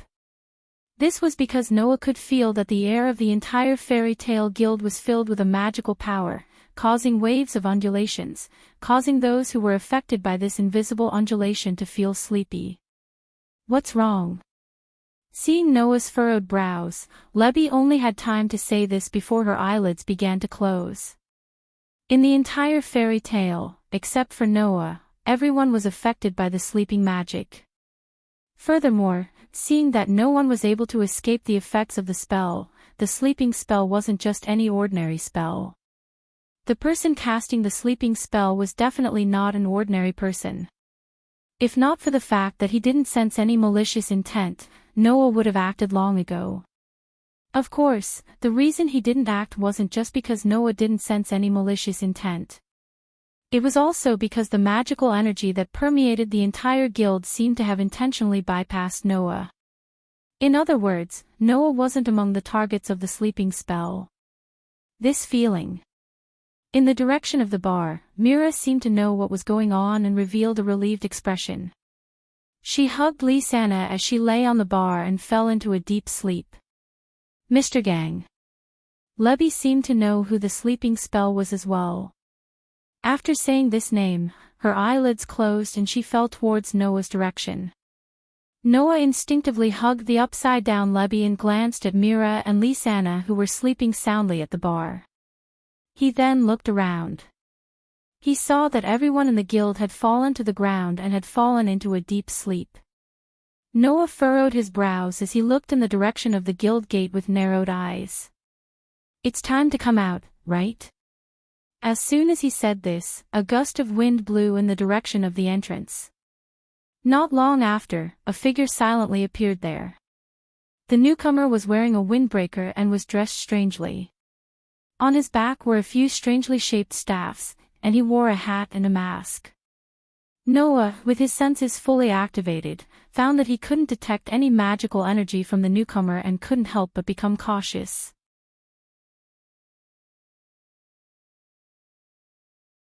Chapter 389. Looking at the mysterious person slowly walking into the guild, Noah remembered the name that Lubby, who was in his arms, had mentioned before she fell asleep. Mishgang. He's Mishgang. In addition to Kildas, there was one of the 3 S-rank sorcerers in Fairy Tale who was known as the strongest backup sorcerers, Mishgang. Unlike Alusha, who often interacted with his companions in the guild, and Laxus, who did not have a good relationship with his companions, this S-rank sorcerer named Mishgang was mysterious. Noah heard that ever since Mishgang joined Fairy Tale, he would use sleep magic every time he went to the guild, making everyone in the guild fall into a deep sleep, except for showing his face once during the S-rank magic shooter advancement exam. Thus, Noah heard that apart from Makarov, no one in Fairy Tale had seen Mishgang before. This enigmatic sorcerer, until now, Noah realized that it was not just for show. Too mysterious. Even with Noah's outstanding senses, he could not sense even a trace of mana from Mishgang. It was obvious that Mishgang was not as simple as he looked. Of course, Noah did not think that there was another possibility that he could not sense mana from Mishgang. Mishgang had no mana at all. However, to be able to become the S-rank magic shooter of the Fairy Tale and use such a powerful sleep spell, how could there not be any magic on her body? Because of this point of view, Noah subconsciously ruled out this possibility, but he did not expect that this was the correct answer. Noah, who did not know this, found it strange that Mishgang deliberately avoided using sleep magic on him. Although Noah felt that this level of sleep magic was not enough to affect him, Mishgang clearly had a purpose for doing so. Mishgang was here for Noah. It was that simple. However, for some reason, Noah felt that Mishgang's aura was a little familiar. While he was suspicious, Noah also cast his gaze on Mishgang and spoke first. "Are you Mishgang? Although I heard rumors, I did not expect that you would actually hypnotize everyone in the guild when you appeared. What's the point of that?" After hearing Noah's words, Mr. Gang stopped in his tracks. After a moment of silence, he uttered these words. "Because my appearance is not suitable for others to know." As he said this, Mishgang suddenly reached out and removed his headscarf and face cloth, revealing his true appearance that no one knew about to Noah. Noah was stunned at first, but when he saw Mishgang's appearance, his pupils shrank. Noah had seen that face a few days ago. Short blue hair. A familiar face. And a sword-shaped tattoo above and below one eye. It was none other than Zeke Klein. No. It wasn't Zeke. You. Noah said in shock. You are Jalal. Noah finally remembered. That's right, Mishgang's aura was exactly the same as Jalal's aura that he had encountered in the forest. The most mysterious S-rank sorcerer in the history of fairy tale was the same Jalal that Noah had met in the forest when he was young. The same Jalal who had been running around in order to stop an unknown super subspace magic called anima. "Call me Mishgang." The former friend showed a gentle smile to Noah. "To be honest, if you can call me that, it will be a lot more convenient for me." "You came to fairy tale?" Noah looked at Jalal with surprise. "No, it should be Mishgang. Don't you need to stop that animate thing? I am now wandering around the world, stopping the activation of anima everywhere." Mishgang stopped smiling, and his expression more or less carried a hint of helplessness. "However, traveling everywhere also means that I need to have sufficient travel expenses. For the sake of living, I can only find a guild to join and work while traveling. Because you're in fairy tale, I thought of coming here, but after I arrived, I found out that you had already left." Noah had left fairy tale for a full 6 years. Mr. Gang had probably joined fairy tale in the past 6 years, but Noah was coincidentally not in the guild, so they hadn't bumped into each other. Now that they had finally met, it was only now that they had finally met. "It's not easy for you." Knowing that Mishgang was the Jalal that he had met when he was young, Noah's mood became better, but he quickly thought of something and hurriedly spoke. "What about Wendy? Where did Wendy go?" When they parted ways with Mishgang, Noah left Wendy in Jalal's care. Now, Mishgang had joined fairy tale, and he had joined fairy tale for quite some time. Then, where was Wendy? Could it be that an accident had happened? "Don't worry, nothing happened to Wendy." Sensing that Noah's face was gradually darkening, Mishgang quickly understood what Noah was thinking and hurriedly spoke. "I put Wendy in a good place, and she is now living there." "Put Wendy in another place?" Noah frowned. "Why?" "When I was bringing Wendy to look for Grandine, I encountered anima." Mishgang sighed. "Because it would cause a great disaster if it was allowed to activate, so in order to stop it, I could only put Wendy in a safe place. After all, it would be too dangerous for Wendy to get close to the anima." "Is that so?" Noah's brows relaxed little by little. "Then where is Wendy now?" "I put Wendy in a guild," Mishgang answered honestly. "That guild is called Cat Shelter. Wendy is in Cat Shelter." Noah sighed in relief. "Good, it's not a hard place to find." Although it hadn't been long since he returned to this world, Noah had enough information about this time period, including some of the more famous guilds. Cat Shelter was one of them. Knowing that Wendy was in Cat Shelter, Noah was slightly relieved. Then, he stared at Miss Gang's face and hesitated for a moment before speaking. Actually, I met a guy called Kieran in the council. That guy looks exactly like you. Mr. Gang's expression froze, and his eyes became uncertain. Seeing this, Noah was sure that Miss Gang knew about Kieran's existence. If there's a reason that you can't explain, it's fine if you don't say it, Noah looked at his childhood friend in front of him and said. But, as long as it's within your means, give me some information. I'm a little concerned about that guy. You're right to be concerned about him, Miss Gang said in a deep voice. I know about Kieran's existence as well. He's not a simple person.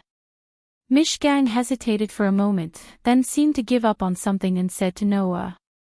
If I'm not wrong, Kieran must be related to Jalal. Jalal?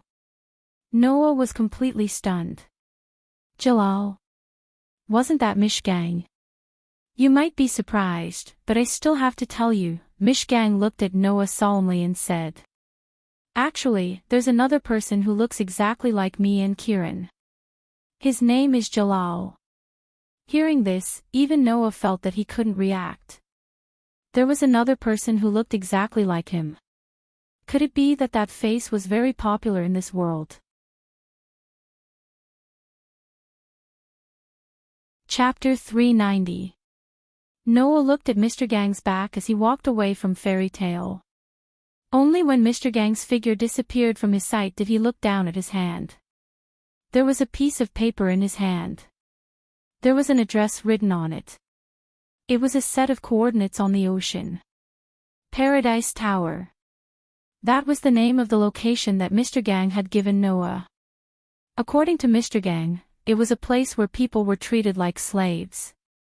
It was like hell. The so-called Jalal that Mr. Gang had mentioned was in the Paradise Tower. For some reason, Mr. Gang seemed to be very concerned about this person called Jalal. He had specifically investigated this matter, and the results of his investigation were the coordinates in Noah's hand and the name of the Paradise Tower. Why would Jalal be in a hell where people were treated like slaves? Why would Mr. Gang use the name Jalal to introduce himself when he was young? Why would Mr. Gang care about Jalal so much? Why would Mr. Gang, Jalal, and even Kieran look exactly the same? Mr. Gang did not say any of this. However, Miss Gang said so. If you care about Kieran, it's best to start investigating this Jalal. The relationship between the two of them is definitely not ordinary. I feel that there is a very important connection between the two of them. However, I've been investigating too little, so I can only vaguely make some judgments. After that, Mr. Gang left a message for Kieran. I really have nothing to do with this Jalal. I only know of his existence. If you want to investigate him, then go to the Paradise Tower. However, don't bring Alusha along. It's best if you don't tell Alusha about this. After saying this, Mr. Gang left, leaving Noah with the coordinates of the Paradise Tower. Noah had no interest in Jalal, Kirkine, or the Paradise Tower. The reason why Noah asked about Mr. Gang was because the two looked too similar. Even their auras were vaguely similar. Moreover, he had a bad premonition in his heart, which was why Noah asked about it. As mentioned before, Noah's intuition was very accurate. That was why Noah said that he cared about Kieran. Now, Noah finally understood why he cared about this matter. Because of Alusha. He had a bad premonition before, but when Miss Gang mentioned Alusha, it rose to the top. Connecting the dots, Noah felt that Alusha definitely had some sort of relationship with that Jalal or the Paradise Tower, and it was a very bad one at that. That was why his intuition had suddenly reacted to Kieran. Tightly holding the paper in his hand, Noah murmured. Looks like there's a need to investigate. As soon as he said this, a shy voice sounded from Noah's arms. No matter what you want to investigate, I'll help you. But before that, can you let go of me? Noah was slightly startled. He lowered his head reflexively and looked at his arms. Then, he saw her. She looked at Lebby, who had her hand on her chest and her petite body was twisting slightly. She seemed to be a little uncomfortable, and her face was flushed red with shyness. At this moment, Noah was tightly hugging Lebby's extremely slender waist, pressing her into his embrace. Their bodies were tightly pressed together, and Noah could even faintly feel the pair of small softness and Lebby's drumming heartbeat. Feeling Lebby's rapidly beating heart as if it wanted to jump out of her chest, Noah finally reacted. However, before he could let go, a low voice sounded from behind Noah. "How long do you plan on hugging her?" "Oh. Yeah. Brother. Brother." Noah shuddered and abruptly let go of Lebby. He jumped up and distanced himself from Lebby. Yes, yes, yes, yes. I'm sorry. I didn't do it on purpose. I know. I still have memories before I fell asleep. I still remember falling in your direction before I fell asleep. Lebby also tidied her clothes and smiled awkwardly. Noah must have hugged me to prevent me from falling to the ground, right? Hearing this, Noah could not help but laugh dryly. Rather than saying that he hugged Lebby to prevent her from falling to the ground, it was more accurate to say that because of the appearance of Mr. Gang and the information it brought, Noah had long forgotten that Lebby was still in his arms. Furthermore, the reason he hugged Lebby was because he saw Lebby leaning towards him. Although Noah did have a gentle side, this time, he did not hug Lebby because he had such a considerate intention. It was truly a sin. Brother Noah. On the other side, Lisanna looked at Noah with a fake smile. Although I can roughly guess what happened, I still want to ask. You didn't do it on purpose, right? No, absolutely not. Absolutely not. Noah shook his head like a rattledrum. I definitely didn't do it on purpose. Really? Lisanna looked at Noah suspiciously and said unwillingly. Then I'll forgive you. Noah laughed bitterly. Had it been her usual self, she wouldn't have shown such obvious suspicion even if she didn't have absolute trust in Noah's words. Obviously, because of what happened last night with Mira, Lisanna was agitated. Don't be awkward.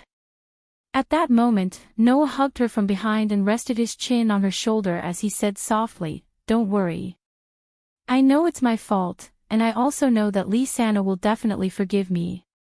I also know that you don't mind that I have Mira, but you feel bad, right? Because. Perhaps it was because of Noah's hug, Lisanna finally stopped being awkward and revealed her inner thoughts. I'm not as pretty as Sister Mira, and I'm not as gentle as her. Now that Brother Noah has a better Sister Mira, I don't know if he'll forget me. You're such an idiot. How many years have you known me? Am I that kind of person? Noah gently bit Lisanna's earlobe. If you say something like that again next time, I'll have to punish you. Alright, I won't say it again. Lisanna playfully stuck out her tongue and gave her body to Noah. She leaned into Noah's embrace, her face finally showing her usual cheerfulness. Although she didn't receive a pledge of eternal love from Noah, nor did she receive any sweet nothings from Noah, Lisanna, who understood Noah, knew that such words were equivalent to a promise from Noah. Noah was indirectly telling her that he would never forget her. That made the little bit of uneasiness in her heart disappear, leaving behind only the warmth and happiness of a lover. Immersed in the warmth, the two of them had long forgotten where they were. Era. Before long, Myra's helpless voice sounded in their ears. You too, can you do this kind of thing when we get back home? Noah and Lisanna were both startled. They raised their heads and looked around, only to discover that at some point, everyone in the guild had woken up and surrounded them. You really surprised me. Kana looked at Noah with a teasing gaze. I didn't expect that not only Mira, but Lisanna as well. Noah. Levi covered her mouth with a look of surprise. You plan to date both Mira and Lisanna at the same time. Damn it. Jet and Troy were even more enraged. It's not just Levi, you even hugged Lisanna, you hugging maniac. Yes. Yeah. The male sorcerers in the guild all cried out in resentment. You bastard, you're so enviable. You're too bold. The female sorcerers also laughed out loud. Since Mira, Lisanna, and Levi all have a chance, Noah, why don't you give us a chance too? Levi was stunned and hurriedly clarified. No, it has nothing to do with me. As she said that, Levi seemed to recall Noah's hug just now. Her cheeks turned red again, and she kept sneaking glances in Noah's direction.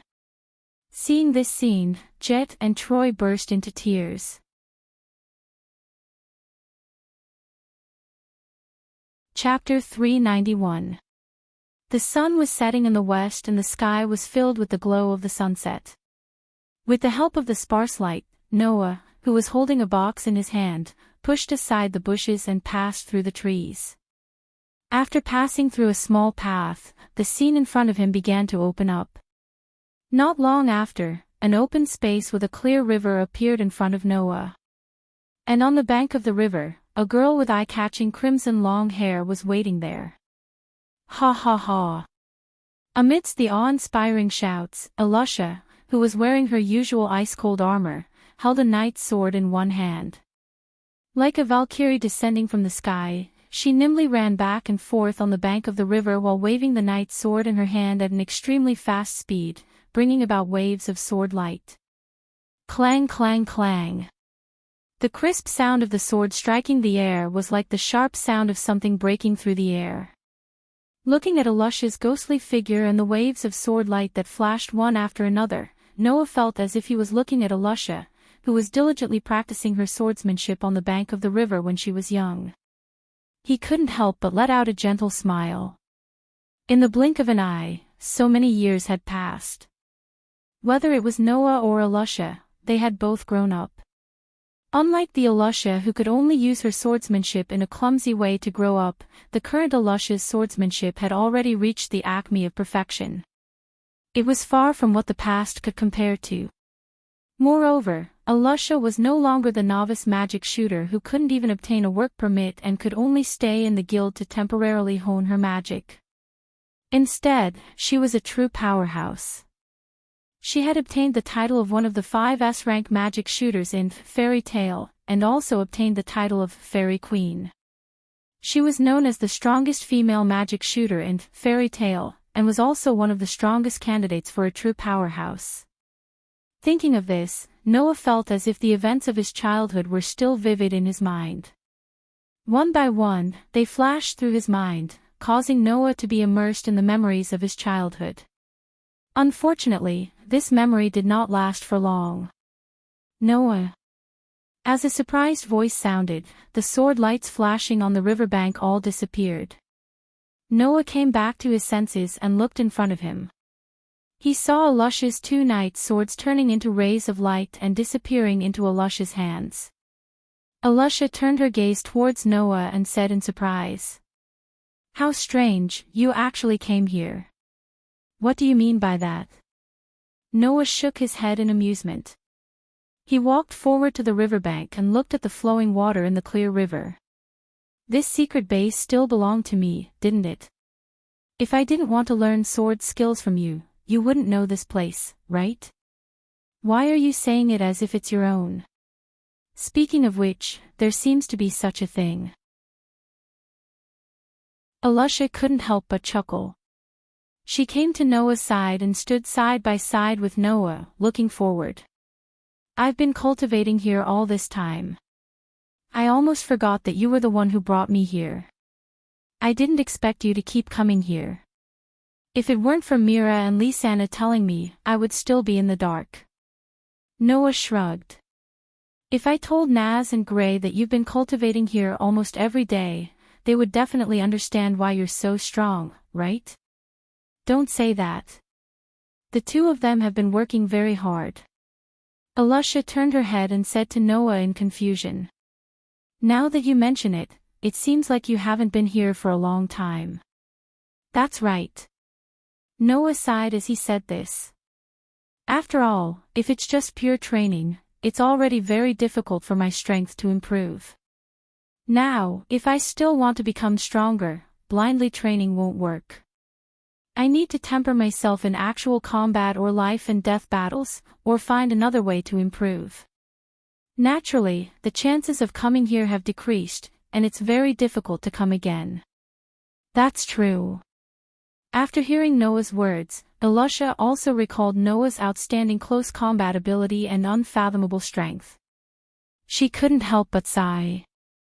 You're now indeed above me. When will I reach the level where you can't rely on pure training to become stronger? That will prove that I've more or less caught up to you, right? Don't flatter me. You're already very strong. Noah pursed his lips and sat down on the ground. He placed the box in his hand on the ground. I brought you a gift of consolation. With that said, Noah opened the box and exposed the thing lying in the box to the air. It was a strawberry cake. Ilusa's eyes lit up, and she immediately sat down on the spot. Without hesitation, she grabbed the cake on the ground, picked up the fork placed in the box, and took a bite. Then, she said to Noah in a slightly cheerful tone while savoring the aftertaste. It's still as delicious as always. Just as delicious as always. Looking at Elisha, who only behaved like a young girl in love when facing her favorite food, Noah couldn't help but smile. I thought compared to before, the cake shop in Magnolia City has improved a lot in the way of making cakes, and the taste will also improve a lot. Hearing this sentence, Elisha was startled. Don't tell me you haven't tasted it before. Compared to sweet things, I prefer to have a lighter taste. Noah casually responded. And, just as I said, this is a gift of consolation for you. Elisha took another bite of the cake and held the box containing the cake. Her tone became ethereal. Really? Eating the cake you brought, I can't help but think of the scene when you first gave me a cake when I was a child. At that time, Elisha had some problems with one of her eyes and used a medical eye patch to cover it. She was a quiet child who only knew how to stay in the corner of the guild and sit quietly by herself. At that time, I had just joined Fairy Tale not long ago. You were the first guild member who interacted with me. Just like now, you gave me a cake.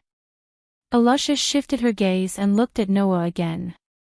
Actually, I always wanted to ask you, at that time, why did you want to give me a cake? Hearing this, Noah went silent. Why? Why did he want to give Elisha a cake and interact with Elisha? Noah did not forget his feelings at that time.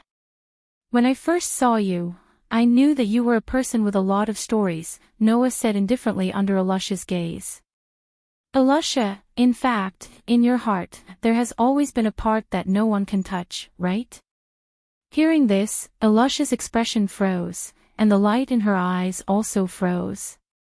Such a young child, to be able to resist playing with others in such a crowded place, either you are afraid of strangers, or you must have a reason to do so, Noah said as if he did not notice Elisha's change. But no matter how I look at you, you don't look like someone who is afraid of strangers, so I think you must have a past that you can't talk about, and it is definitely not a good past. Is that so? The expression on Elisha's face disappeared, and the gaze she looked at Noah became uncertain. So, at that time, did you do that because you sympathized with me?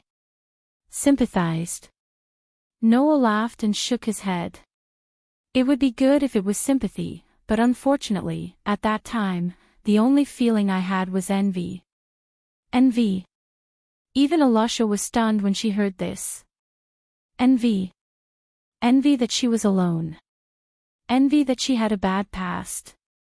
Was this something to be envious of? If it was someone else who said this, Elisha would definitely think that the other party was mocking her, but Noah was not that kind of person. Then, what did this sentence mean? Even if you have a bad past, a painful past, or even a desperate past, it is still a past that belongs to you. As if Noah saw through Elisha's thoughts, his expression became complicated. Having a past that can prove your existence, isn't it worth being envious? Elisha was stunned, and immediately seemed to have thought of something. She fell into silence, unable to speak.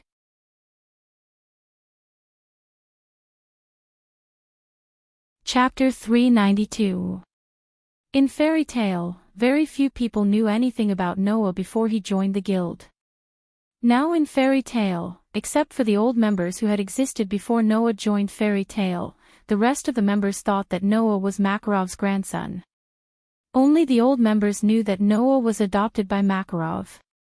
However, even the old members only knew that Noah was an orphan who was adopted by Makarov after meeting him by chance. They did not know why Makarov adopted Noah. After all, fairy tale had always accepted many orphans from all over the world. People like Elisha, Naz, Gray, Mira, Lisanna, and Elfman had all joined the guild when they were young, but none of them had been adopted by Makarov. Then, why did Makarov only adopt Noah as his grandson? As a childhood friend who grew up with Noah, Elisha naturally knew the reason. It was because Noah did not go there. According to Makarov, Noah seemed to have appeared in this world out of thin air. There was no trace of him living, existing, or leaving behind any traces, and no memory of anything before the age of 10. In Noah's memory, the first scene was when he met Makarov in the nameless forest. After meeting Noah, because of Noah's memory loss, Makarov did not hesitate to ask around about Noah's background. He helped Noah search for possible relatives in hometown, but the final conclusion was that Noah seemed to have appeared out of thin air. There was no trace of him ever existing. Under such circumstances, Makarov could not sit by and watch Noah, who did not even know who his biological parents were, appear in this world as if he had never existed. Therefore, he resolutely accepted Noah as his adopted grandson, hoping to bring him some familial warmth. To be honest, Elisha could not imagine how Noah felt when he had just joined fairy tale. He had no memories of his past, and he knew that he did not have any place in this world where he could or had ever existed. That kind of emptiness, blankness made Elisha shudder when she thought about it. Once, Elisha also had such thoughts. How good would it be if she could forget the past? But now that she thought about it carefully, was it really good to not have a past? Just like what Noah said, even if the past was bad, painful, or even desperate, it was proof of her existence. Compared to this, a life without a past, without any evidence of existence, that was the real horror. Fortunately, Noah met Makarov and joined fairy tale. He had a place that could prove his existence. Otherwise, Elisha felt that at that time, Noah, who had nothing in the real sense, would definitely be living a life worse than death. It would be like being in hell. I know that you may be very angry when I say this, but at that time, I really envied you. Noah laughed bitterly. Then, when I came to my senses, I had already unknowingly developed the idea of getting close to you. Everything that happened after that happened naturally. I'm sorry. Elisha said in a low tone. I reminded you of the bad past. We're the same, right? Noah sighed slightly. Am I not the same? I reminded you of the bad past. But I'm really grateful to you. Elisha's tone became sincere again. If it weren't for your share of the cake, perhaps there would never be today's Elisha Shukalito. You are the third person in this life to save me. The third? Noah looked at Elisha in surprise. Have you been saved by so many people? Yes, without you, I would have disappeared long ago. Elisha laughed self-deprecatingly. Because of Grandpa Luobu's rescue, I survived the hands of a group of demons. Because of your rescue, I have a new life, and, perhaps even Elisha herself did not realize. Elisha's hands had long been clenched tightly, and even a touch of pain appeared on her face. Anne. Jalal, these words were uttered in an inarticulate accent that bordered on the utterance of a dream. However, Noah heard it clearly. He heard it clearly. Therefore, when the name Jalal drilled into Noah's ears, Noah's heart suddenly tightened, and his hand subconsciously reached for his pocket. In that pocket was lying the paper with the address of the Paradise Tower written on it. At this moment, Noah finally confirmed his previous guess. Sure enough, Elisha and Jalal had an extraordinary relationship with the Paradise Tower. That was the corner of Elisha's heart that no one had been able to touch, a secret that even Noah had no way to know. Since childhood, Noah knew that Elisha's heart must be hiding an extraordinary secret. Now, Noah had finally touched the tip of the iceberg of this secret. Don't think about the bad memories anymore. As his heart began to become active, Noah looked at Elisha, who had a somewhat painful expression on her face, and changed the topic. Although that's also proof of your existence, if one doesn't look forward, there's no way to move forward. You won't be able to move forward, and you might even fall back. That's not the Elisha I know. Elisha lowered her head, and in the next second raised it up again, regaining her previous heroic spirit. Is that so? That's true. With that said, Elisha suddenly leaned her head on Noah's shoulder, and her armored hand tightly hugged one of Noah's arms. Just a little, let me lean on you. Noah, who was a little surprised that the always strong Elisha suddenly showed such a weak behavior, slowly relaxed his expression and body. He also raised his other hand and gently stroked Elisha's head, just like coaxing a child to sleep. No matter when, if you want to borrow it, I will lend it to you. So, please don't be shy and lean on me. After all, we grew up together since childhood, and no one can replace family. Hearing Noah's words, Elisha's slightly cold heart gradually warmed up, and a touch of peace and comfort appeared on her delicate face. She closed her eyes as if falling into a deep sleep, and didn't speak for a long time. Under the setting sun, a man and a woman leaned on each other by the clear river bank until the sun went down, and it was still the same as before. Of course, Elisha didn't know. At this moment, Noah secretly made a decision. In the living room of the Strauss siblings' home, Lisanna suddenly stood up and looked at Noah with a face full of anxiety. Big brother Noah. You're leaving again. Noah. Myra's gentle expression, which had always been gentle to Noah, dimmed. She seemed to have suffered a blow like Lisanna. Seeing this, Noah knew that Myra and Lisanna had misunderstood. Don't worry, I'm not going to cultivate this time. It's just that there's something I want to do, and there's a place I want to go to, Noah hurriedly said. If there are no accidents, I'll be back in about 10 days, or a month at most. It's very likely that I'll be back in 2 or 3 days. I won't be leaving for that long. Hearing this, Myra and Lisanna's expressions brightened, and they breathed a sigh of relief. Are you going to work? Lisanna asked. Can I go with you? No need, I'll be fine by myself. Noah scratched his cheek. I'm not going to work, I just have something to do. Don't worry. Seeing that the two sisters were still a little worried, Noah comforted them. Don't forget, even if you're worried about me, I have Bio by my side. Nothing will happen. Then do you need me to prepare anything for you? Myra asked considerately. You don't have any money on you, right? What about the travel expenses? Noah was speechless. Let me and big sister Myra prepare the necessities for your trip. Lisanna smiled mischievously. We'll also prepare the travel expenses for big brother Noah, don't worry. Noah could only laugh dryly, speechless. This time, he really was suspected of living off a woman.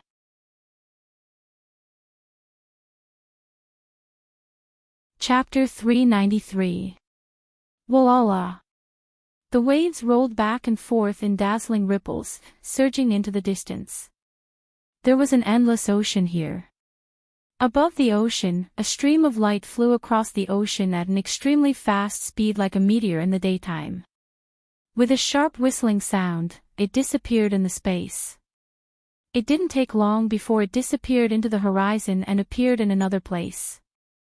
With the help of the death feather, form of the magician, and speed none, Noah was flying towards the distant ocean at a speed that ordinary ships couldn't compare to. At this time, Noah, who was flying over the ocean, was holding a map in his hand. There was an extremely obvious X symbol on the corner of the map. That X symbol was Noah's destination, this time Paradise Tower. To be honest, Noah didn't want to delve too deeply into a luscious past. After all, everyone had secrets that they didn't want to tell others. However, this time, Noah intuitively felt that he was very concerned. Otherwise, he wouldn't have specifically asked about Mr. Gang. Knowing that the reason he was so concerned about Paradise Tower was mostly because of Alusha, coupled with his conversation with Alusha yesterday, Noah finally decided to take the initiative to investigate Paradise Tower. Of course, investigating Paradise Tower was one thing. More importantly, Noah wanted to see that so-called Jalal. To be able to attract so much attention from Mr. Gang, and look exactly like Mr. Gang and Zeke, and to be able to make Alusha show such a painful expression, Noah felt that this Jalal must be the key to everything. Therefore, even if it was for Alusha, Noah had to investigate this so-called Paradise Tower. Using his memory, Noah identified the map in his hand and kept flying forward. After an unknown amount of time, he suddenly stopped and floated in mid-air. It's this area. After confirming the location recorded on the map in his hand, Noah raised his head and looked around. After a second, he fixed his gaze on one of the locations. There was an island there. No. Rather than an island, it was more like a tower. It was like a tower that grew from the bottom of the sea. It was also like a towering tree that stood on the sea for a long time. Looking at the strangely shaped tower, Noah squinted his eyes. After crushing the map in his hand, his body spun. Pang! Dense black light gushed out from the death feather, form of the magician, and turned into a solid thrust. Noah's figure once again turned into a meteor and swept towards the ominous tower that seemed to be under dark clouds. Dong dong dong dong. Amidst the sounds of footsteps that were enough to cause the ground to tremble, many huge black shadows ran back and forth in the corridors as if they were patrolling, lingering in every corner. Noah poked his head out from a dark corner. Looking at the huge shadows, he frowned slightly. The bodies of the huge shadows were ferocious beasts with wings like ferocious beasts. On the backs of these beasts, there were soldiers wearing standard equipment and holding long spears. They were riding on the beasts and patrolling back and forth in the corridors. The security was quite strict. Originally, Noah thought that the security of this island built on the sea would not be too strict. Who knew that even if it was built in an unknown corner of the sea, the interior of the tower would still be so heavily guarded? However, this also proved that there was definitely something shameful or extremely important in this tower. Otherwise, in such a corner of the sea that was unlikely to be found, this tower that was difficult to find with a natural barrier did not need to be so heavily guarded. Noah, who was hiding in the dark, pondered for a while and decided to take action. Here, there were also some soldiers who were not riding on the beasts to patrol. When such a soldier passed by Noah's position, Noah suddenly flew out and silently appeared behind him. Paw dash! In a crisp sound, Noah's hand chopped cleanly on the soldier's neck. Goo dash! The soldier only felt a pain on his back and his vision blurred. He immediately lost all consciousness. Noah directly dragged the soldier who was knocked out by him into the corner. When Noah came out of the corner again, Noah had already changed into the standard equipment of the soldier. His whole body was wrapped tightly and he was holding a long spear. In this case, even if Alusha came, as long as she didn't have Naz's keen sense of smell, it would be difficult to find out that it was Noah himself. Just as Noah was thinking about what to do next, a voice called him from behind. Hey! It's time to gather. Hurry up and come here. With that said, a soldier wearing the same standard equipment as Noah came over and rudely poked Noah with the end of the long spear in his hand. Sir Jalal is going to give a speech at the venue. Everyone has to gather there. Don't tell me you forgot. Hearing this, Noah raised his eyebrows. Jalal is going to give a speech. No, I didn't forget. Noah pretended to shake his head in panic. I just want to go there too. Then hurry up. The soldier didn't wait for Noah and directly walked forward. If you're late later, then you'll be in trouble. Even if Sir Jalal is not as cruel as those hateful magic church, he will still punish those who don't follow the rules. If you don't want to eat, then continue to dawdle here. Immediately. Noah deliberately pretended to be frightened, but his mind was extremely calm. His body followed behind the running soldier and ran forward. This was a square at the bottom of the Paradise Tower. The surroundings were all made of rough stones. Even the floor and ceiling were made of stone bricks that were falling down. In such a place, all the soldiers wearing standard equipment were gathered here. The soldiers didn't line up in any sort of formation. They just stood there casually, but all of them raised their spears high up in the air and shouted loudly. Sir Jalal! Sir Jalal! Noah blended into the crowd and imitated the people around him as he raised the spear in his hand. He raised his head and looked forward. There wasn't any luxurious platform here.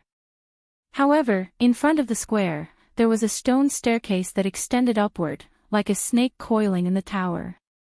It wasn't spectacular, but the construction was quite grand.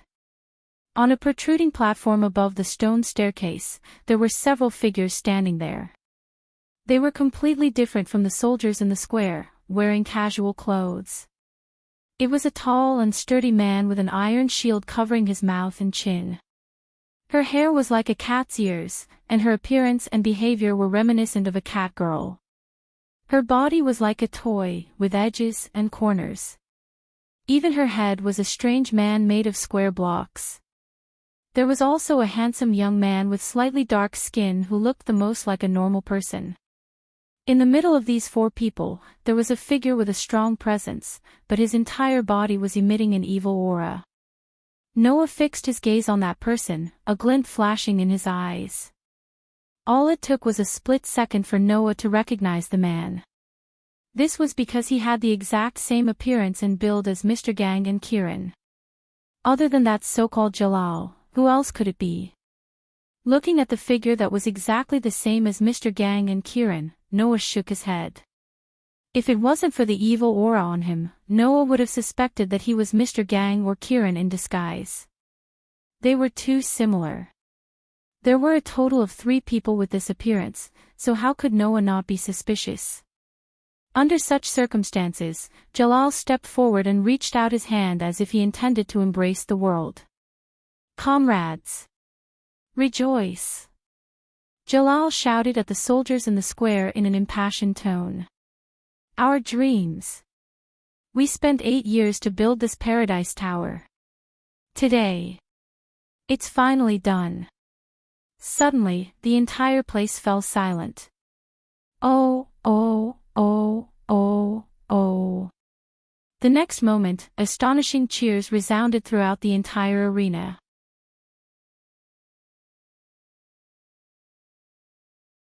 Chapter 394. Oh! In the entire square, all the soldiers seemed to have gone crazy all of a sudden. Like fanatics, they raised the spears in their hands and roared wildly in cheers. Despite the cheers, Jalal's voice still reverberated clearly in the air and drilled into everyone's ears. My fellow citizens, do you still remember who the previous owner of this pagoda was? His words made everyone's cheers stop abruptly. Noah was also shocked. He focused his attention and began to pay attention to Jalal's words. That's right. I believe none of you will ever forget those cruel, inhumane demons who used us as slaves." Jalal clenched his fists and said in an impassioned voice. "Those guys were originally from the magic order that believed in black magic. In order to build this tower, they captured us from all over the world and made us work for them. We worked hard, but they didn't let us eat. They are the most unforgivable people in the world. However, we should rejoice that not only have we been liberated from those bastards, we have also obtained the ownership of this tower in our resistance." Jalal waved his hand vigorously like a fanatic trying to stir up the hearts of the people. 8 years have passed. Finally, we have built this paradise tower. It will lead us to the paradise tower in front of us, allowing us to obtain true freedom.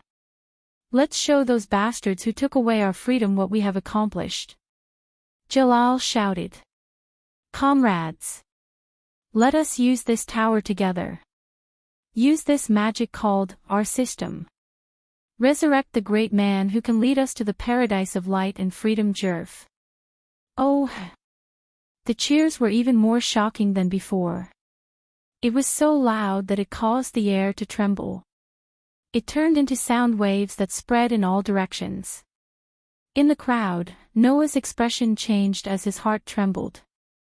Although Jalal's words seemed to be fanning the zeal of the soldiers present, Noah also obtained a few pieces of information from it. Firstly, the ruler of this paradise tower was not Jalal, but a magic order that believed in black magic. However, it was overthrown by the people here, and now Jalal was ruling this tower.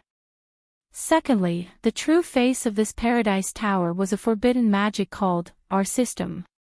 Noah had read about this in a book before. It was said that our system was a magic that could use the living as a sacrifice to resurrect the dead. In this world, magic that could distort life as it wished was the most forbidden existence. Therefore, those who studied our system were all a legal magic order that believed in black magic. They were the real evildoers. Because this kind of magic was too forbidden, as soon as it was discovered, the council would definitely send troops to eradicate it. Therefore, as far as Noah knew, all our system should have been suppressed by the council as early as 7 years ago, and disappeared in the long river of history. But now, this dangerous forbidden magic taboo appeared once again. Moreover, it was this paradise tower that had a close relationship with Elisha. Of course, this was not enough to surprise Noah. What really surprised Noah was no doubt the name that Jalal had just mentioned. Jerf. The most violent, evil, and powerful black magician in the history of the magic world, who only existed in legends.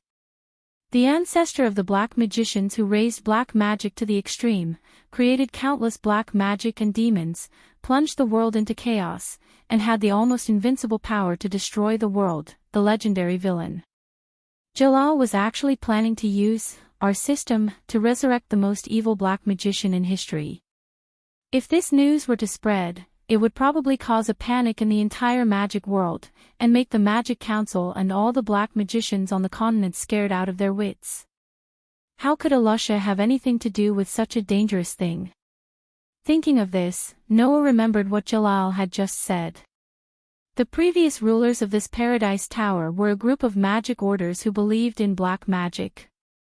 They captured people from all over the world and made them work as coolies to build our system. Could it be that before Elisha joined Fairy Tale, she was captured by the magic order and brought here as a slave to do manual labor like the rest of the people here? In this case, it would explain why Elisha's past was related to the paradise tower, and why she knew Jalal and had an unbearable past. But, in this case, how did Elisha leave here and join Fairy Tale? Noah felt that he had touched on a corner of the truth. From now on, the Paradise Tower will enter a state of full alert. After completing the instigation, Jalal began to give orders. We are about to succeed, and we are about to gain real freedom and become the residents of paradise. We must not make any mistakes at this most critical moment. So, my compatriots, pick up the weapons in your hands, defend our ideals, and protect this tower. Lord Jalal. Lord Jalal. Lord Jalal. Lord Jalal. The soldiers shouted the name of the ruler of the Paradise Tower in an orderly manner as if they were on a pilgrimage. The fanaticism in their hearts had already been aroused by Jalal's few words. Even if the people here were to die now, there would be many people who would be willing to rush forward. Unfortunately, no one noticed that an outsider had already mixed in with them. Noah looked at Jalal, who walked up the stone stairs with 4 bodyguards and disappeared from the square. He quietly retreated, hid his figure, and soon disappeared into the crowd. "It's finally done," in the dim passage, the dark-skinned boy said excitedly.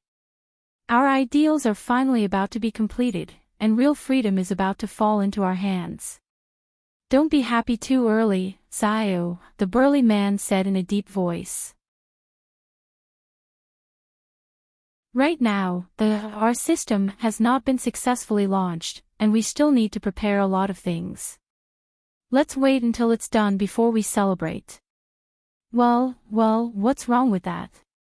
The vitality is the strongest," the cat-like girl said cheerfully. "Simon, you're too serious. You should be more energetic."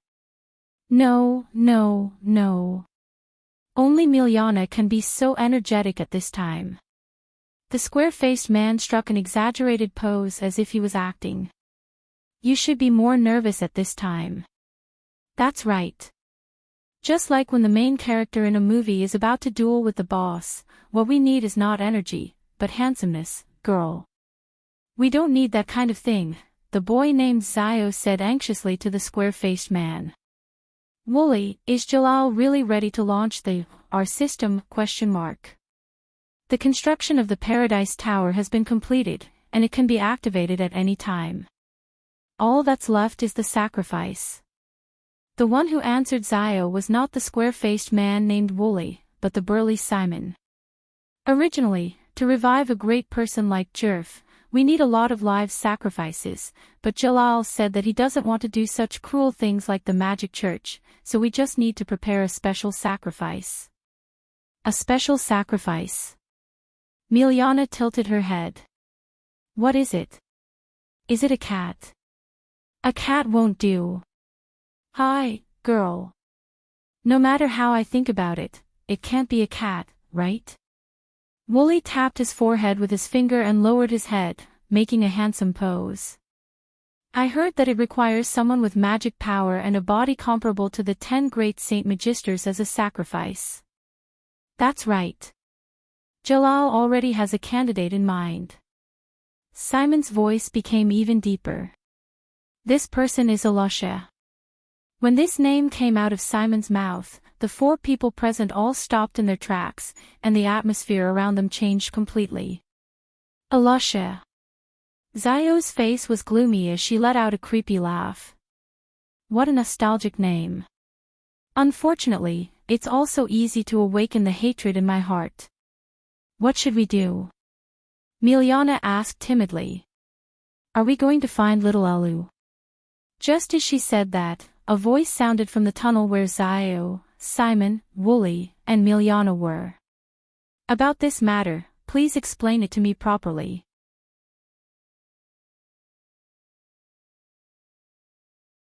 Chapter 395. About this matter, please explain it to me clearly. Zio, Simon, Wooly, and Miliana, who were still immersed in the heavy atmosphere of memories, were suddenly shocked. Their bodies tensed up almost reflexively, and they got into a fighting stance. A few poker cards appeared in Zio's hand. Simon clenched his fist like a judo master and lowered his body.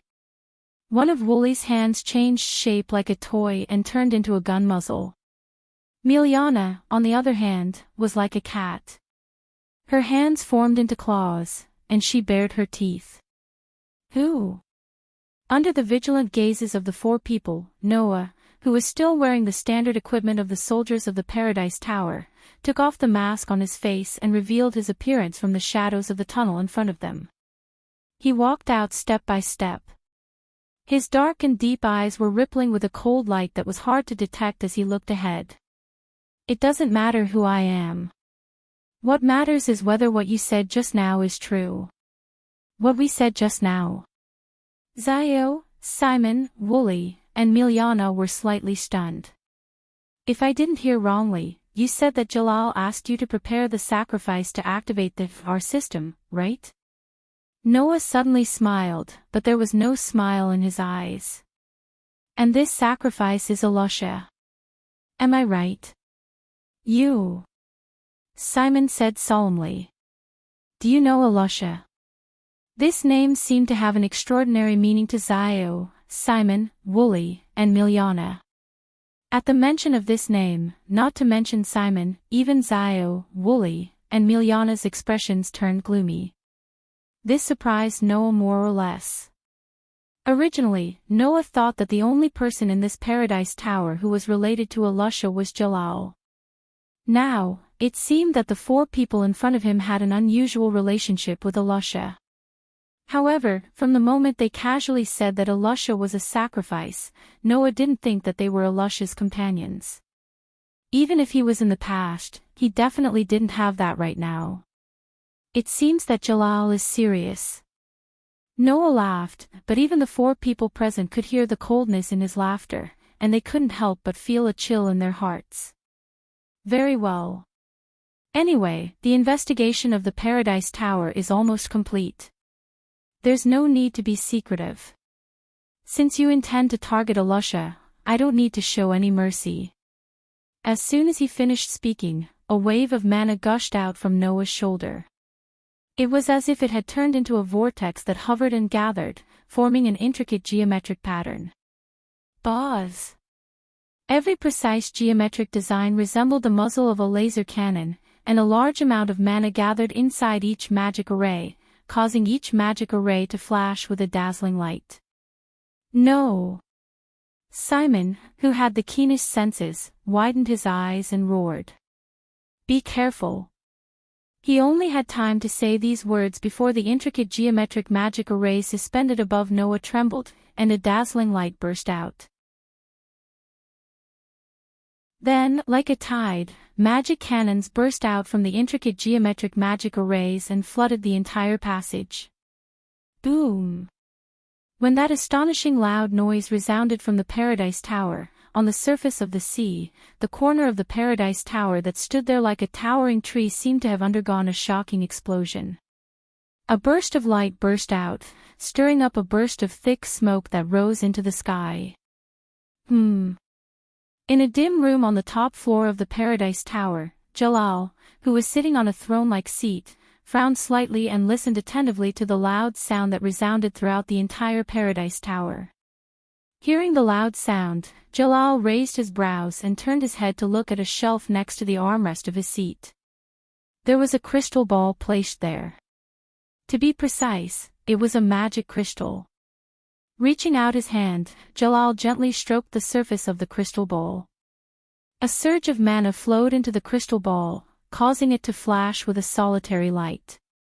A moment later, an image was projected on the crystal ball. It was the image of Noah standing in a passage filled with thick smoke and flames with intricate geometric magic arrays suspended above his head. Oh! Seeing this scene, especially when he saw Noah's appearance, Jalal's eyes glowed, and he smiled. Why is he here? Jalal actually knew Noah. Interesting. It just so happens that the Paradise Tower is completed. To celebrate Gerald's rebirth, let's play a little game. After saying this, Jalal turned his gaze to the front and revealed a sinister smile. I wanted to hire an assassin guild to work for me, but I didn't expect to be infiltrated before I even started. I hope Simon and the others can play with him for a while. Huff!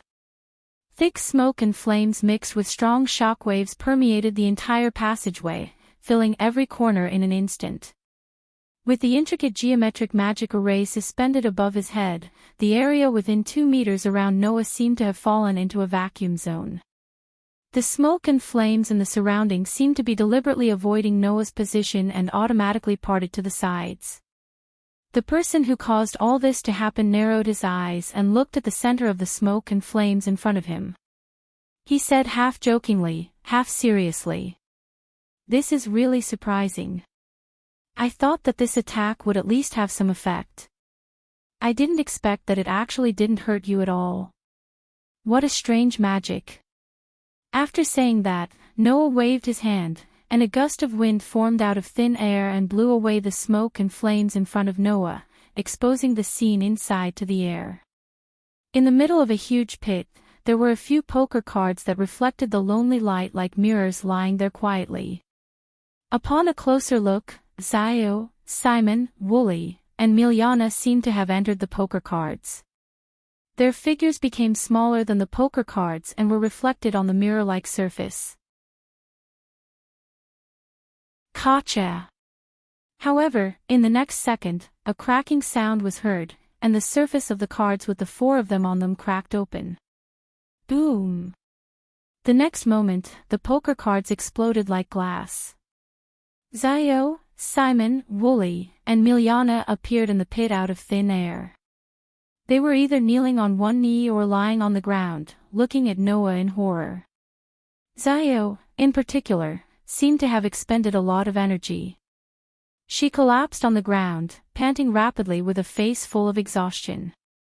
Just now, it was Zio who had used magic to seal Simon, Wooly, Miljana, and herself in the poker cards, allowing them to escape Noah's attack. Zio! Miljana hurriedly supported Zio with a worried expression. You! Simon and Wooly went forward at the same time and stood in front of Zio and Miljana to protect them. They looked at Noah angrily.